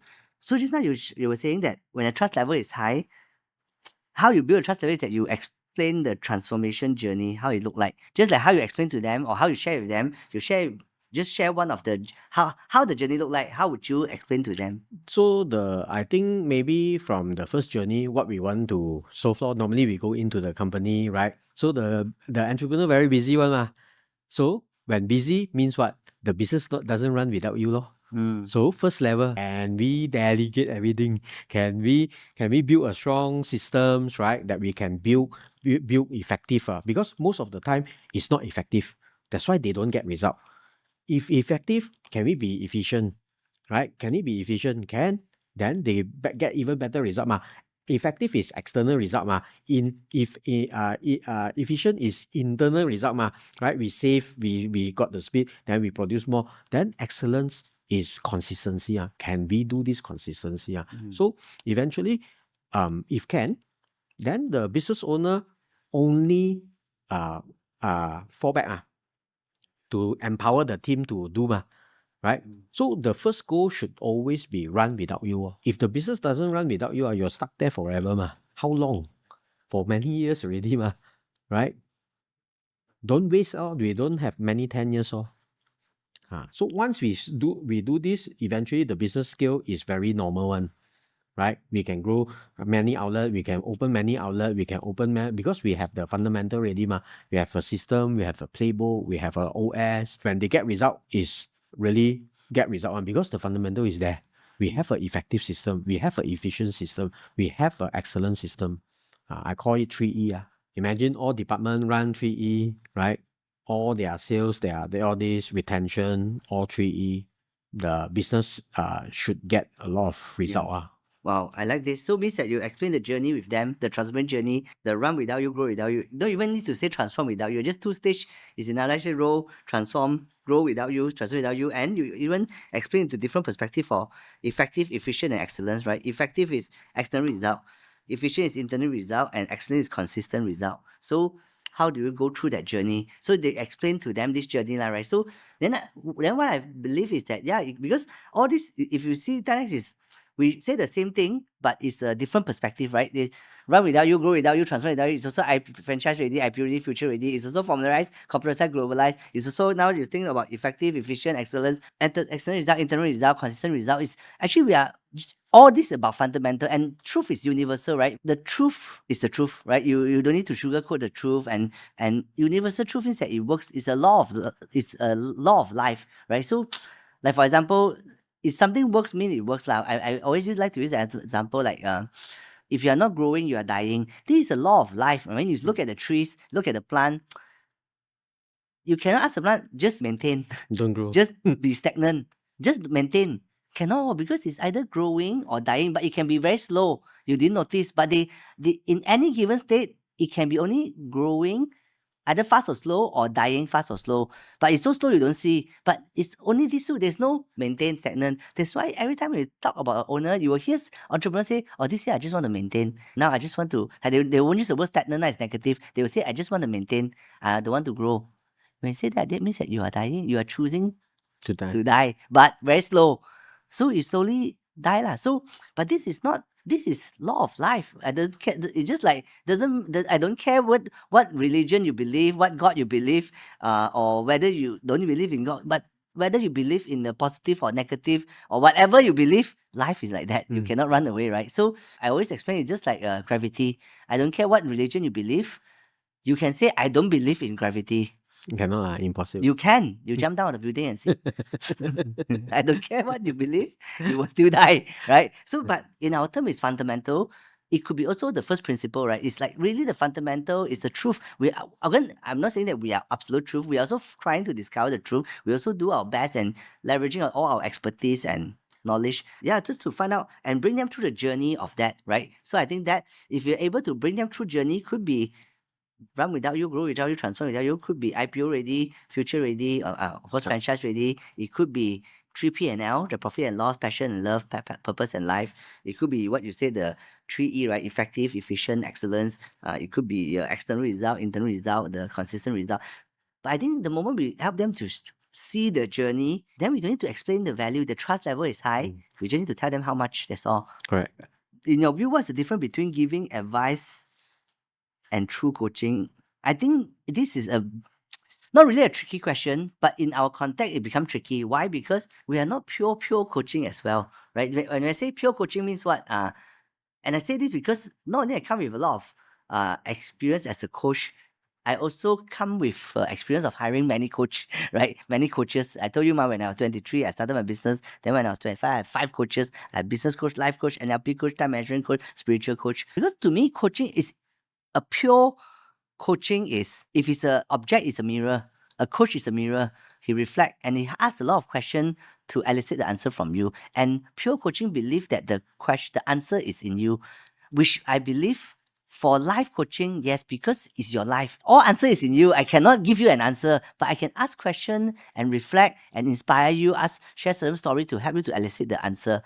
But for business coaching, it's quite hard because if they don't have inside them, no matter what question I ask, it will not come out, right? Because they must have the ingredient inside. Just like, for example, let's say we want to impart them employee experience map or customer experience map or the playbook or our one-page business strategy. Let's say we want to impart to them, but they don't know about this, and I keep asking them question. Also no use. Also no use. That's why we always do impartation first. Another word impartation is input, right? Because we always talk about IPO, right? Not only initial public offering, but input, process, output. Then the outcome is what they want. For 10x, it's a hybrid of consulting and coaching already, right? That's why but we don't say that we are providing consulting service because the fee is also very different, the expectations are very different, the scope is also very different, the agreement is also very different. But we integrated what works. Our goal is to create result, right? That's why we always say that we are like MMA, like mixed martial art, not focused on like pure taekwondo or karate or jiu-jitsu. But for us, is what's the fastest way to knock down the opponent in the ethical, morally, ethically, legally right. So same, what is the fastest way to create a business result? I don't care whether it's coaching, mentoring, consulting, counseling. we just want to create result with moral integrity and legally right for the client. So that's why we are almost like hybrid, like even like audit. In poaching, there's no audit because coach business audit is a consulting framework and tools and method and methodology. So I integrate because I know it doesn't work if I just come in and give you medicine without diagnostic, right? I'm prescribing without diagnostic. So that's why it sounds like a tricky question, but I also want to ask like, what is the difference between giving advice or true coaching, or how do you balance between that? Right, for us, we are entrepreneur, right? You like to give answers, so how do you find the intersection and how do you find balance, or you just choose one direction? For me, is based on this lah. I like 10x is because it's a best of both worlds. It's a hybrid lah. So consulting and also coaching. So like you say lor, the fastest way to knock down opponent mah. So when we go in, normally advice I would say is like teaching you what to do lah. But most people know what to do, but can they win? Cannot mah. Why coaching is effective? Coaches will create a plan for you mah. Right? Maybe all the ingredients are spread. What I want to say is knowing what to do doesn't mean you can win. Must know how to win mah. So coaching, when I go into coaching, my mentality is all about how to win. Right? They can tell me a lot of things, they can do a lot of things, doesn't mean they can win. Means advice could be just an output. You do this lah, you do this lah, you do this right lah, all this lah, but it can be just output. But coaching is outcome. Right? So that's why I say knowing how to win is all about outcome, right? It's all about result. I got 100 things to do. Example, like coaching clients. Output, yes, output. They got 100 things to do. Can we just do one thing? And we ignore everything and we just do this so well and all the results keep coming in. Can or not? Means the fastest and the most effective way, I would say. So that's why it's guiding our client how to win. We form a plan. They don't have a plan. That's why when coaching is all about a plan to help them to win, to get the result, the whatever that they set, the goal. Right? So coaching and advising is different. Advising, I can tell you what to do, but doesn't mean it aligns to your goal, because you don't have a plan. But coaching is more to guiding the client with a plan, what to do, with the strategy, what to practice. Just execute it well, deliver and deadline, keep focusing on this only. Just do one thing well. After that, next milestone. After that, next milestone. So that is my thoughts about advising and coaching. So as a coach, we give them a plan. Advice, I can just tell you, there got money to make money. There could be a way to make money there, but don't have a plan. But we bring them the tools. We get them to who work with who, right? Leveraging all what kind of resources, where to fight, how to fight. It's totally different. Because why our client win? Because they have a plan. I put down a framework that I hear what you say, and then I work backwards. Because this is also our superpower. This is also my objective. The why I want to talk to coaches who created result, so I can put into framework to create that. Actually, what I hear just now, what you say there, I work backwards on summarize this. Of course, I think I will put down a place means where you want to reach to, right? So it's the advice can bring you the destination, the place. But coach also give you the plan and the practice and ultimately the price, the result, right? So I think that journey is very powerful. You say, the advice I can give you a place where you want to go, but coach will work a plan with you and practice with you and eventually arrive the price that you want to have, the PRIZE price. So, and why I think of this perspective is because, like I said, for us it's hybrid. Because we are hybrid, it's very hard to define. But if you really want to focus on, okay, I don't want to complex it, I just want to focus pure coaching, and it might not create result. Again, a pure consulting also may not create the long-term result. That's why many of our clients, I consult already, now I'm coaching them, right? It's an integration of both hybrid. So that's why just now I hear you say that knowing what to do doesn't mean you know how to win. And another word is output is not outcome, right? So you say output is knowing what to do, outcome is knowing how to win and creating the result. So output and outcome is different. That's why they say output could be, I advise you what to do. So there's 100 output you need to do. But what is that one output that will create the outcome that we want? And we do it so well. So the knowing where we want to go and the place, and we have a plan, probably not doing 100 things, maybe just at one thing, and we practice it, and then we win the prize, right? We win the outcome that we want. So yeah, I think that's what I draw from your answer lah. So in fact, my perspective to that is that even though it's very hard for us to answer advice or suggestion or coaching, that's why we came up with our own framework, right? COACH. That the way of this one have a two side of the coin. One is for us to qualify our customer, our ideal client, whether they are coachable or not, right? COACH could be coachable. Whether they are obedient, they are they took action or not, and then whether they care for their business and the people, and then whether they're hungry. This is what we know whether this is a right client for us. And for the coach, we also right, what is our role as a coach? Particular 10x coach, C stands for challenge, right? So we need to challenge their perspective, because if we or challenge the old way, right? If it's work, they don't know for us, right? So, but don't get me wrong, but the old way it works for them until now, right? What got you here won't get you there. If you want to grow from 1 to 10 million, probably yes, the old way works. But 10 to 100 million, it doesn't work anymore. So we need to challenge them. And if there's no challenge, then what for they need a coach, right? Or everything you do is right, everything you practice is correct, your mindset skill today, everything is good, just continue. Then you don't need a coach, right? So then second is observe, right? We observe what works, what doesn't work.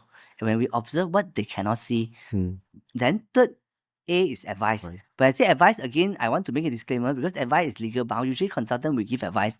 With advisory, we give advice. That's why there's a license on advisory.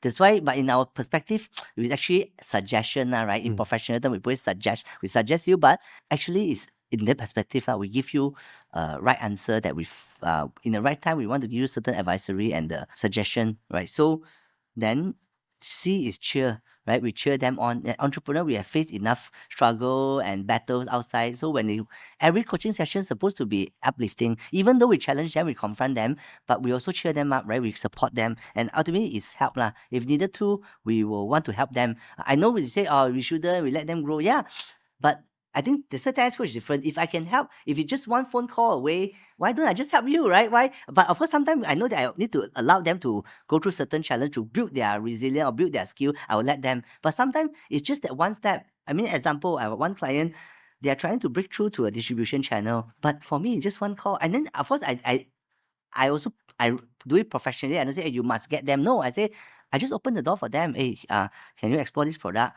But of course, leave it in their own merit. If they are good, then the term is good. They'll continue. It's up to you. But for them to open that door, it takes very long or may not even reach there. But for me, I just make one phone call, and eventually they go to all the channel. I said, whatever the revenue that they earn and the profit can pay more than many X of my 1 year fee. And they go there, not 1 year, now they open a channel, they continue, right? So it means that my coaching fee is free. So I've created value. Even I don't meet you at all. I don't give you any other value. This one connection worth all the money already. What? So every time I meet you, it's bonus already. So true. Anyway, that's why I said help. Sometimes, you just give just one call away or one simple help you can give, then you just give lah, right? So good. Just now I asked you this question, right? Is it the hardest thing or the most challenging thing or is what money cannot buy is when the client don't take action lah. So this question is this: what do you do to make sure your client actually execute? I think this is the one big challenge, right, for all the coaches, all the entrepreneurs as well. There's so many 100 things on their list. What do you do to make sure that your client execute what they promise? I asked him their progress. How's the progress? So when they say how's the progress, could be good, could be no good, could be got challenges, then we discuss. Right? We discuss. Then whatever could be hard for them could be easy for me. Whatever is hard for me could be easy for them. Right? So that's why when they tell me their progress, then I know whether it's easy or hard. So if it is easy, then I know they will achieve. But if I know when they answer me, I think this is hard for them. So I have to find way to make things more simpler, to give them more clarity, guiding them, supporting them, keep talking, chat, whatever stage you do, okay, keep talking together, right? Eventually they go through, actually I know how to do it already. And eventually when they taste the first victory, they are faster than us. They don't need us to keep them accountable already because they taste the first victory. but the first victory is very important for them. Okay, it's great. So what I hear is that you keep them accountable on the progress and let them taste the first win. It's like a shark tasted blood, right? Mm. They cannot go back anymore. Yeah, they cannot go back already. Wow, good. So great. I think this is also the challenge. A lot of coach ask me, oh, you know what? I give the client, I know what to do. I know what to do. I know what they need to do, but they don't do. How? What should I do? It's not my problem, right? It's that they don't execute. But I say ultimately, it's still your responsibility because you failed to convince them or persuade them or influence their decision. Your coach as a leader is to influence their decision, right? To do this way. So if they don't do, means that you fail or not succeed to influence them or convince them that this is the right way or this is a better way. So it's also your job, right? Is that's leadership. Same with then the CEO come and tell me, oh, my team don't execute. It's also your problem, right? Because we always say, when you're junior, when you're executive, you achieve result with your hand. You can just do it yourself. And when you are manager, you achieve result with others. You still do, but you ask others, let's do together. If you can only do alone, you cannot gather people to do together. You are not a good manager, right? So let's do it together. You achieve result with others. But when you are leader, you achieve result through others. You cannot use your hand anymore because you are managing 100 people, 1,000 people. And then your skill come in influencing power, enrollment power, unite power. You can able to convince and influence and unite people to do this together. That's why you achieve the result through them. As a coach, you are the leader of the leader. Even harder, you are the leader of the leader because you need to influence the leader to align their team. You need to achieve your result also through the leader. So you must have even higher persuasive, enrollment, communication, leadership, influencing skill to create result. If no, then it's your problem. You need to we need to learn how to influence better. So that's why I tell our coach that every session is an enrollment session. Why we emphasize enrollment skill so much? Because I said, not just enroll them to be your client. Every coaching session is an enrollment session. Why? Because you are enrolling them for a new mindset, a new skill set, and a new tool set. If there's no new thing, then they are doing the same thing, right? The same result. So your role not just to tell them to do this new thing. That's why they didn't do. Your role is to enroll them that this is a better way. This is the higher chance to win. So if you succeeded to enroll, they will execute, right? So that's why if you come back to me, I would still think that is the skill. Every coaching session is an enrollment session. You must able to enroll them to see that. Again, art and science are both in the session. I'm not asking you to die confident that this one sure work one. No, I'm not saying that. Then you are not being professional because nothing is guaranteed, right? Except death and taxes, right? You are just telling them this have a higher chance to win. This have a higher chance to success. This has a better way. This will work better than your old way. If your old way works, then why you still need me? I'm not saying that we are sure correct, but at least you do it. Then we can adjust along the way. So you are able to influence them. But how do you influence them? 2 case story testimonial, right? You use 2 set and you give them the case study, you tell them story, you give them testimony, and you're able to inspire them and influence them and illuminate their path for them so that they can, they think that this is better. The moment they see it, like I said, they cannot unsee, they will execute, right? But many times we just invite them to look, hey, look at this. Yeah, I look after I overlook, I unlook, I overlook. But if you help them to see, they cannot unsee. They think that, hey, I must do this. They will motivated to take action. So, but of course, I agree the progress is important. That's why I do the 3 objectives that matter. I keep client accountable every week. What is the 3 objectives that matter? Don't give me a full list. I just want what is the objective that matter that move you one step closer and move your needle towards your goal. Right. So that also in same with you, I keep them in progress. But first I must know that it is my job to enroll them, influence them, and then I keep them accountable on their result and their action. Next is when client gets stuck or stop progressing, how do you handle it?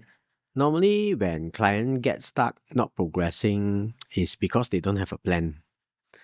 So when they have a plan, then we get them to master do one thing well. It's like 10,000 kick lah. Just doing this, you get the result already. Correct? So they normally won't get stuck one because they stuck because they don't have a plan. They are confused, they are stuck, they don't know how to move forward. But with a plan, they know what to do, how to do, and want to keep do so well ma. So mostly is they don't have a plan, that's why they start. Normally those when they say, let's say example, they probably start, oh, I cannot get sales, I cannot get this, I cannot get that, right?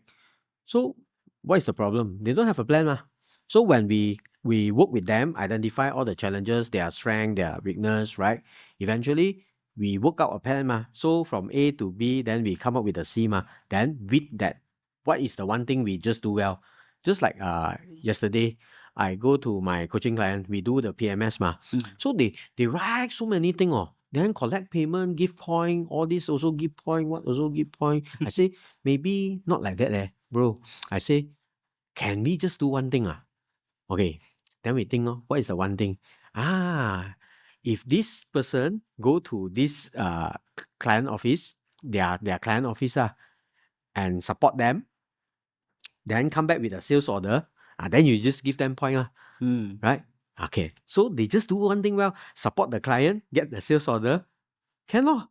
Collection, all this is by right need to do one report, all this need to do one PO invoice also need to do one not necessarily you do invoice to get the point So I don't think that makes sense So just do one thing well lor. So from many things I cut into just one thing. What also not important, just go and meet 10 customer. When you meet 10 customer, each customer give you 4 points. Then they hit the PMS.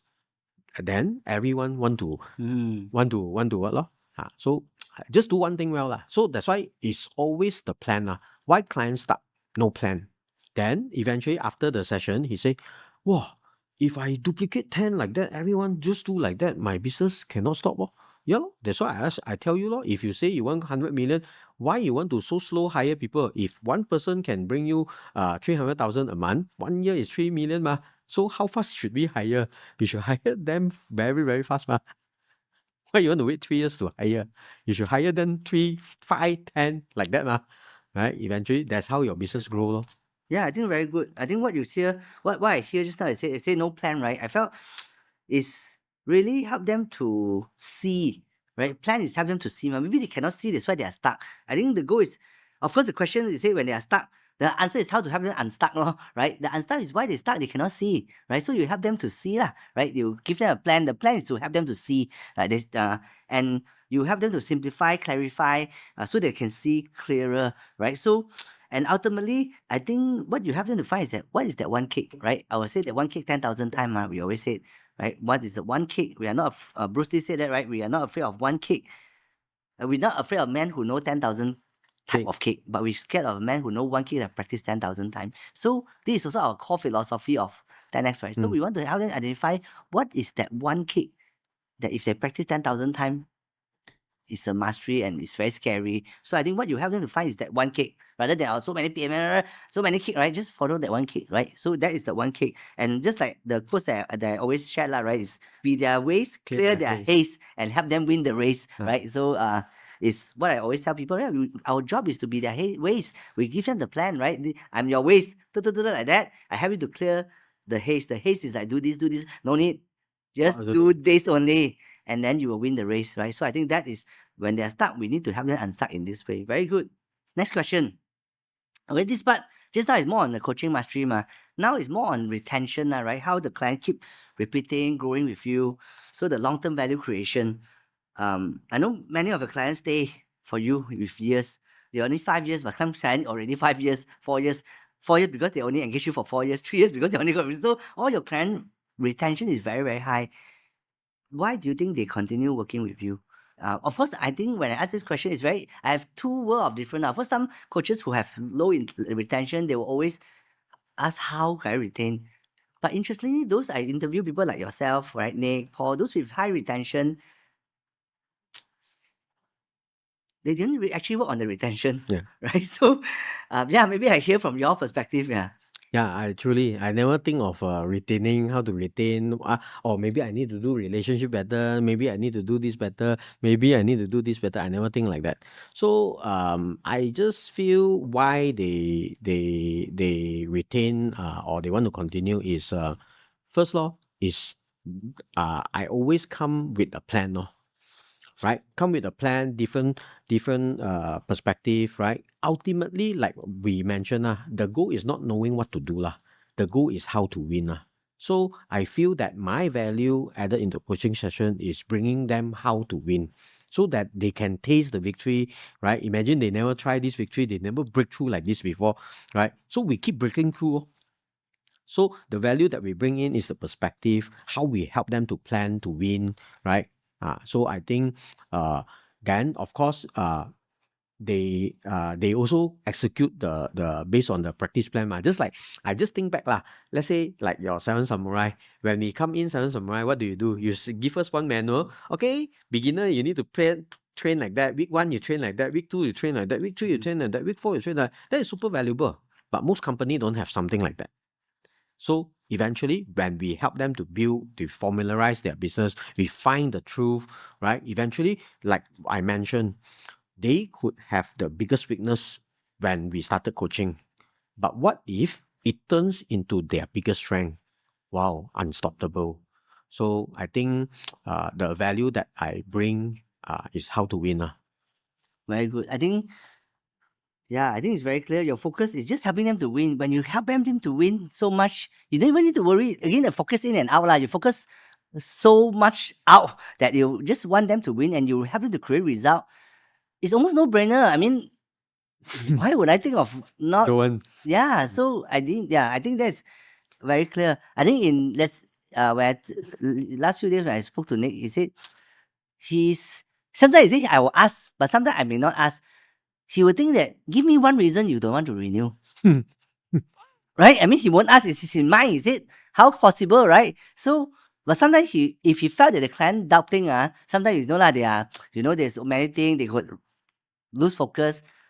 He will believe, he will say, no, okay, this is what we started a coaching journey, this is what you want, and this is what, then you achieve this and beyond. What you want, you achieve it beyond. This is what you want, achieve it beyond, or blah, blah, blah. Give me one reason that you would not renew. And before the client answer, I know don't have. Actually, then the client say, yeah, at first, then he say, yeah, true. Then, yeah, but it's so confident because I focus help you to win. I create so much result for you. There's no reason, right? That's why you want to. So I think most of them who have a high retention, they didn't think of retention, right? They just think of, How to win. how to win only, yeah. And I think on my perspective also same because I never thought of how to retain. In fact, okay, not say it out of arrogance, but say it out of gratefulness. The client need to think of how to retain me, right? So it's not I think of how to. They need to think of how to retain me because I got so many options, right? There's so many people wanting me to coach. Then why should I continue coaching you if you don't show result? You don't execute. Then so same. Frankly, I hear clients would say things like word by word. Like I say two things. One is also your reputation, your personal brand. You also continue building your reputation as a leader, right? So my client would always I hear word by word say, hey, actually, a lot of many times people ask me, how do I get to engage you as a coach?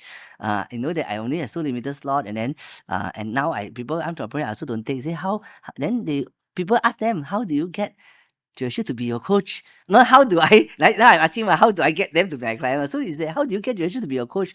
I think that's a very different perspective already. Then the client will tell me, hey, make sure that at least you journey with us for the next at least 8 to 10 years. I say don't drop us.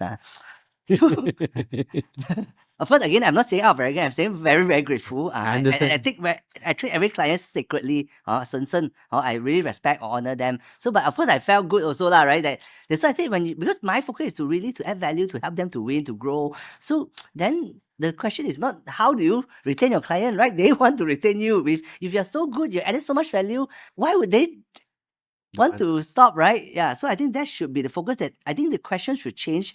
That's why I say it's not a tricky question. Is that the question to the coach? They should ask a different question. They shouldn't ask themselves, "How can I get my client to retain? How can I retain my client?"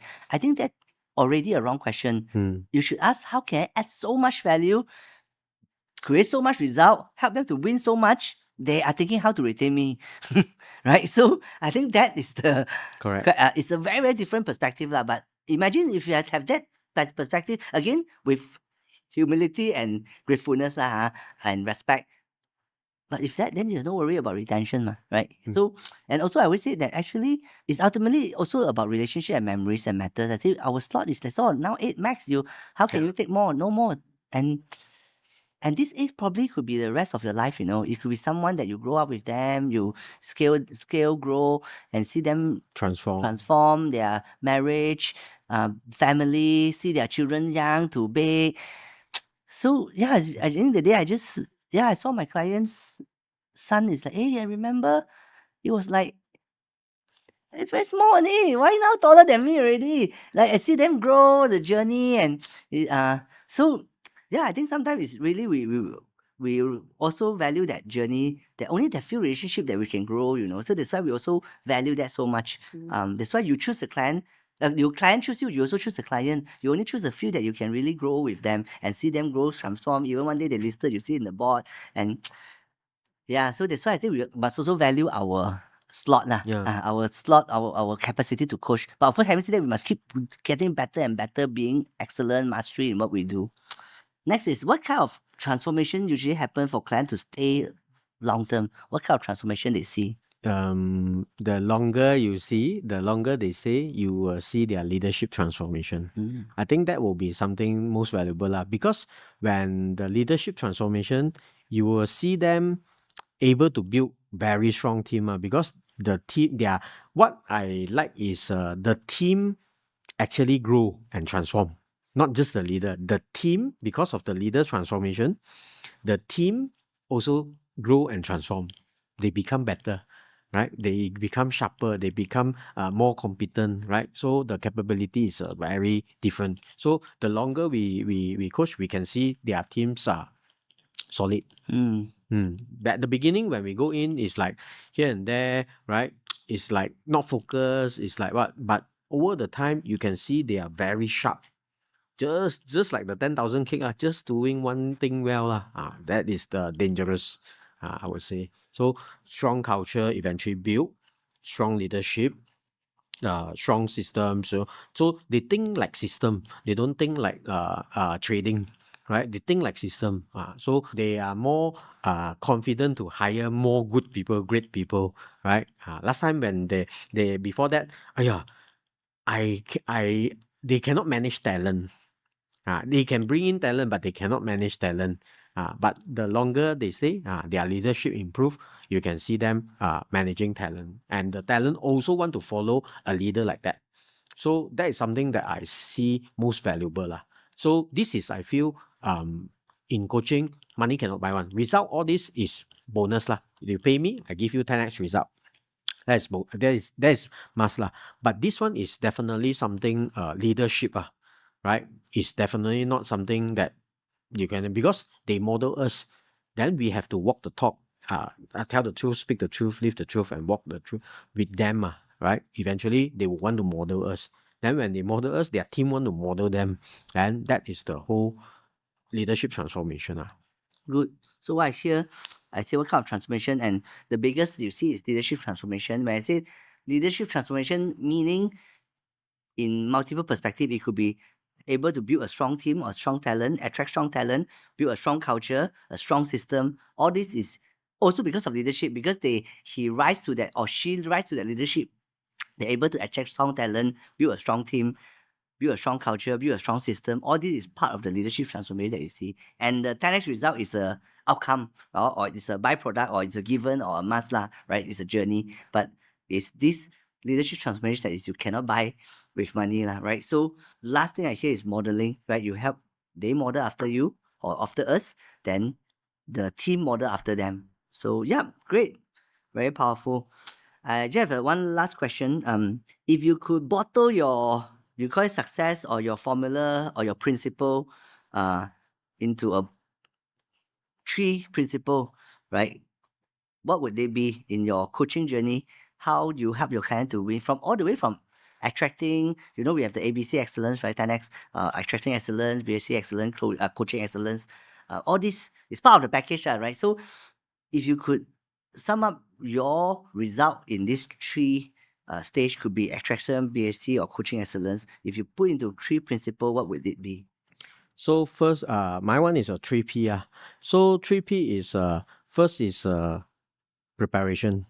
So if you cannot prepare, you also don't know why you win ma. What to prepare, what to practice. So preparation, you can only fight the way you practice. Also, preparation is part of your practice, how you prepare yourself. Second will be planning. So we must be very good in planning. Because if we are not good in planning, how can we make a plan for them? So including calculation, I always say, if you can calculate in your paper, you already win the battle by half. Planning is all about leveraging resources, utilizing resources, leveraging other people's expertise, right? See the future, build your competency. So these are all part of planning.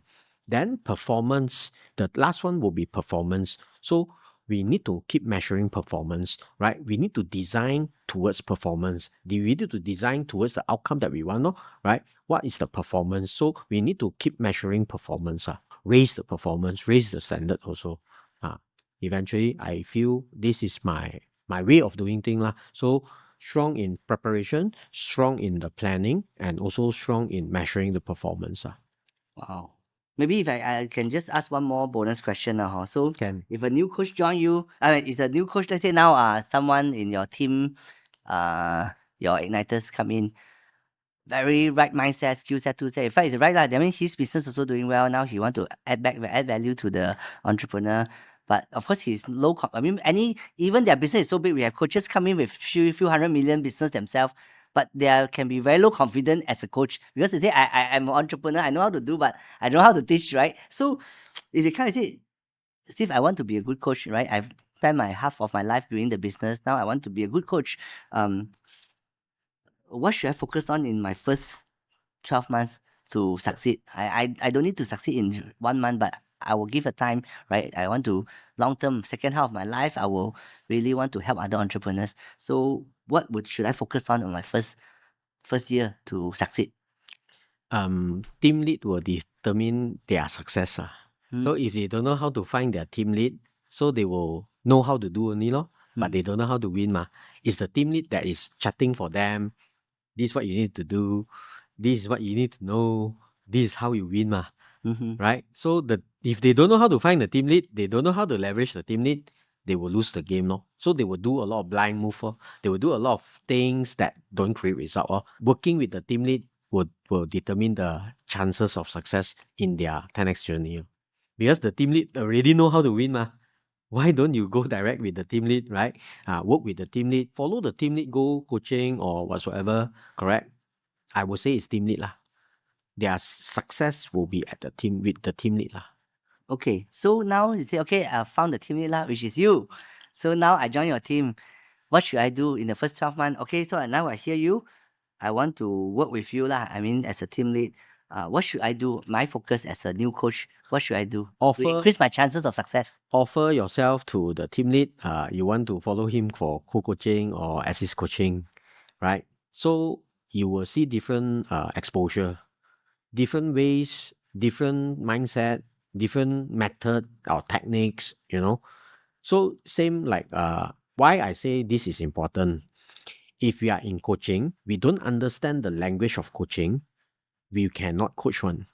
So when we coaching, we talk about what? Performance accountability alignment So these are all words of coaching, inspiring insight correct? But if they don't even understand the language, just like language of business, they don't understand, they can fail If they don't understand the language of their industry, they will also fail right? If you go into a game, we also need to understand the game language When they have this language exposure and they understand, then they know how to apply. Eventually, they know how to coach. This situation is same. One doctor, one of my client is a doctor's So why some teams cannot close? Because they don't talk like a doctor. Like the doctor, this is what you need to, you see, this is what happened, right?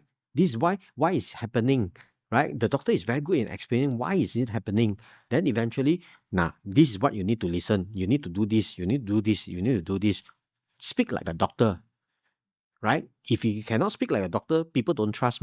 When people don't trust, they don't feel inspired, they feel influenced, they don't want to follow also. So the language is important. I personally feel. Thank you so much. I think it's very good. Today is very, very helpful. I think what we're able to achieve is what you give definitely, like I said, my goal is not just for client, mainly it's really for coaches to able to learn the formula, the practice. So what today, our 2.5 hour conversation, I will cut into many piece of content so that many one will be internal. For client coach is like a mastery library, right? So the coach can go and see how to attract client, how to coach, how to do this. So there will be all these module they can learn. So then of course external, the client can see what we actually do in coaching, what's the benefit. So I just want to say what you give is very, very valuable, right? So perhaps we will have more session. Like I say, rather than talk to so many coaches, I will focus on few. And then today is the first episode, but I think we will have future episode on focus on different things. It could be Tennis Valley or different area or specific jump into deep dive into just technique of coaching and all that. So I think we will have future episodes coming up lah. But this one is very valuable. So before anything you want to add before we wrap up? No, I just want to say thank you for having me. I hope whatever that I share can help more coaches to win. Not do the work, not knowing what to do, but how to win. Yeah, good. I think you're hearing. I think every coach, all world-class coach or top performing high performance coach also have a thematic or style. So yours is always really helping people to win. I think that's your goal, and you always wanting to helping all coaches or even client to win. So that is I can see a clear pattern from you lah. So yeah, I think today I want to say how impactful is this, because like I said, in my knowledge and wisdom pillar in John 10:10, the legacy, which the day I die, like at first I share or maybe one day I say I want to have 1,000, read 1,000 book. That was my first version. When I die, I want to read 1,000 book, and then how many cost. So I leave it there lor. Then after 1 year, 2 years, then I was thinking, yeah, die already or read so many books for one, right? I mean, of course, reading book is important as we grow, but that should be my goal and my horizon. It shouldn't be my legacy, right? So I say legacy shouldn't, but I need to continue reading book and attending course, but I think legacy shouldn't be that. So I changed to the time I don't have book yet. I say I wish that I can have a book or a written book or a recorded program that can continue to impact life even after I die, right? So that's where the book born ma. And I must say that today what we have done is the same thing. It's recorded one day. I mean, all these are recorded. We are online or library or external. So I said, eventually, 50 years later, our children can also see our conversation today. Means that after we die, our content, whatever you share today, is still helping people to win. That is how powerful. Just want to honor you and let you know that don't underestimate this one episode of podcast, one recording. The content and the recorded thing is very, very long lasting, because actually all this conversation we had many times in different occasions, but this is the first time we make it so formal, so official, and more importantly, we capture it and we can able to digest and duplicate and multiply and scale this, right? So while we're saying about formularize, corporatize, globalize, systemize, and scaling, we are doing that, right? We are practicing what we preach. So I want to thank you so much, honor you. Thank you so much, brother. Thank you.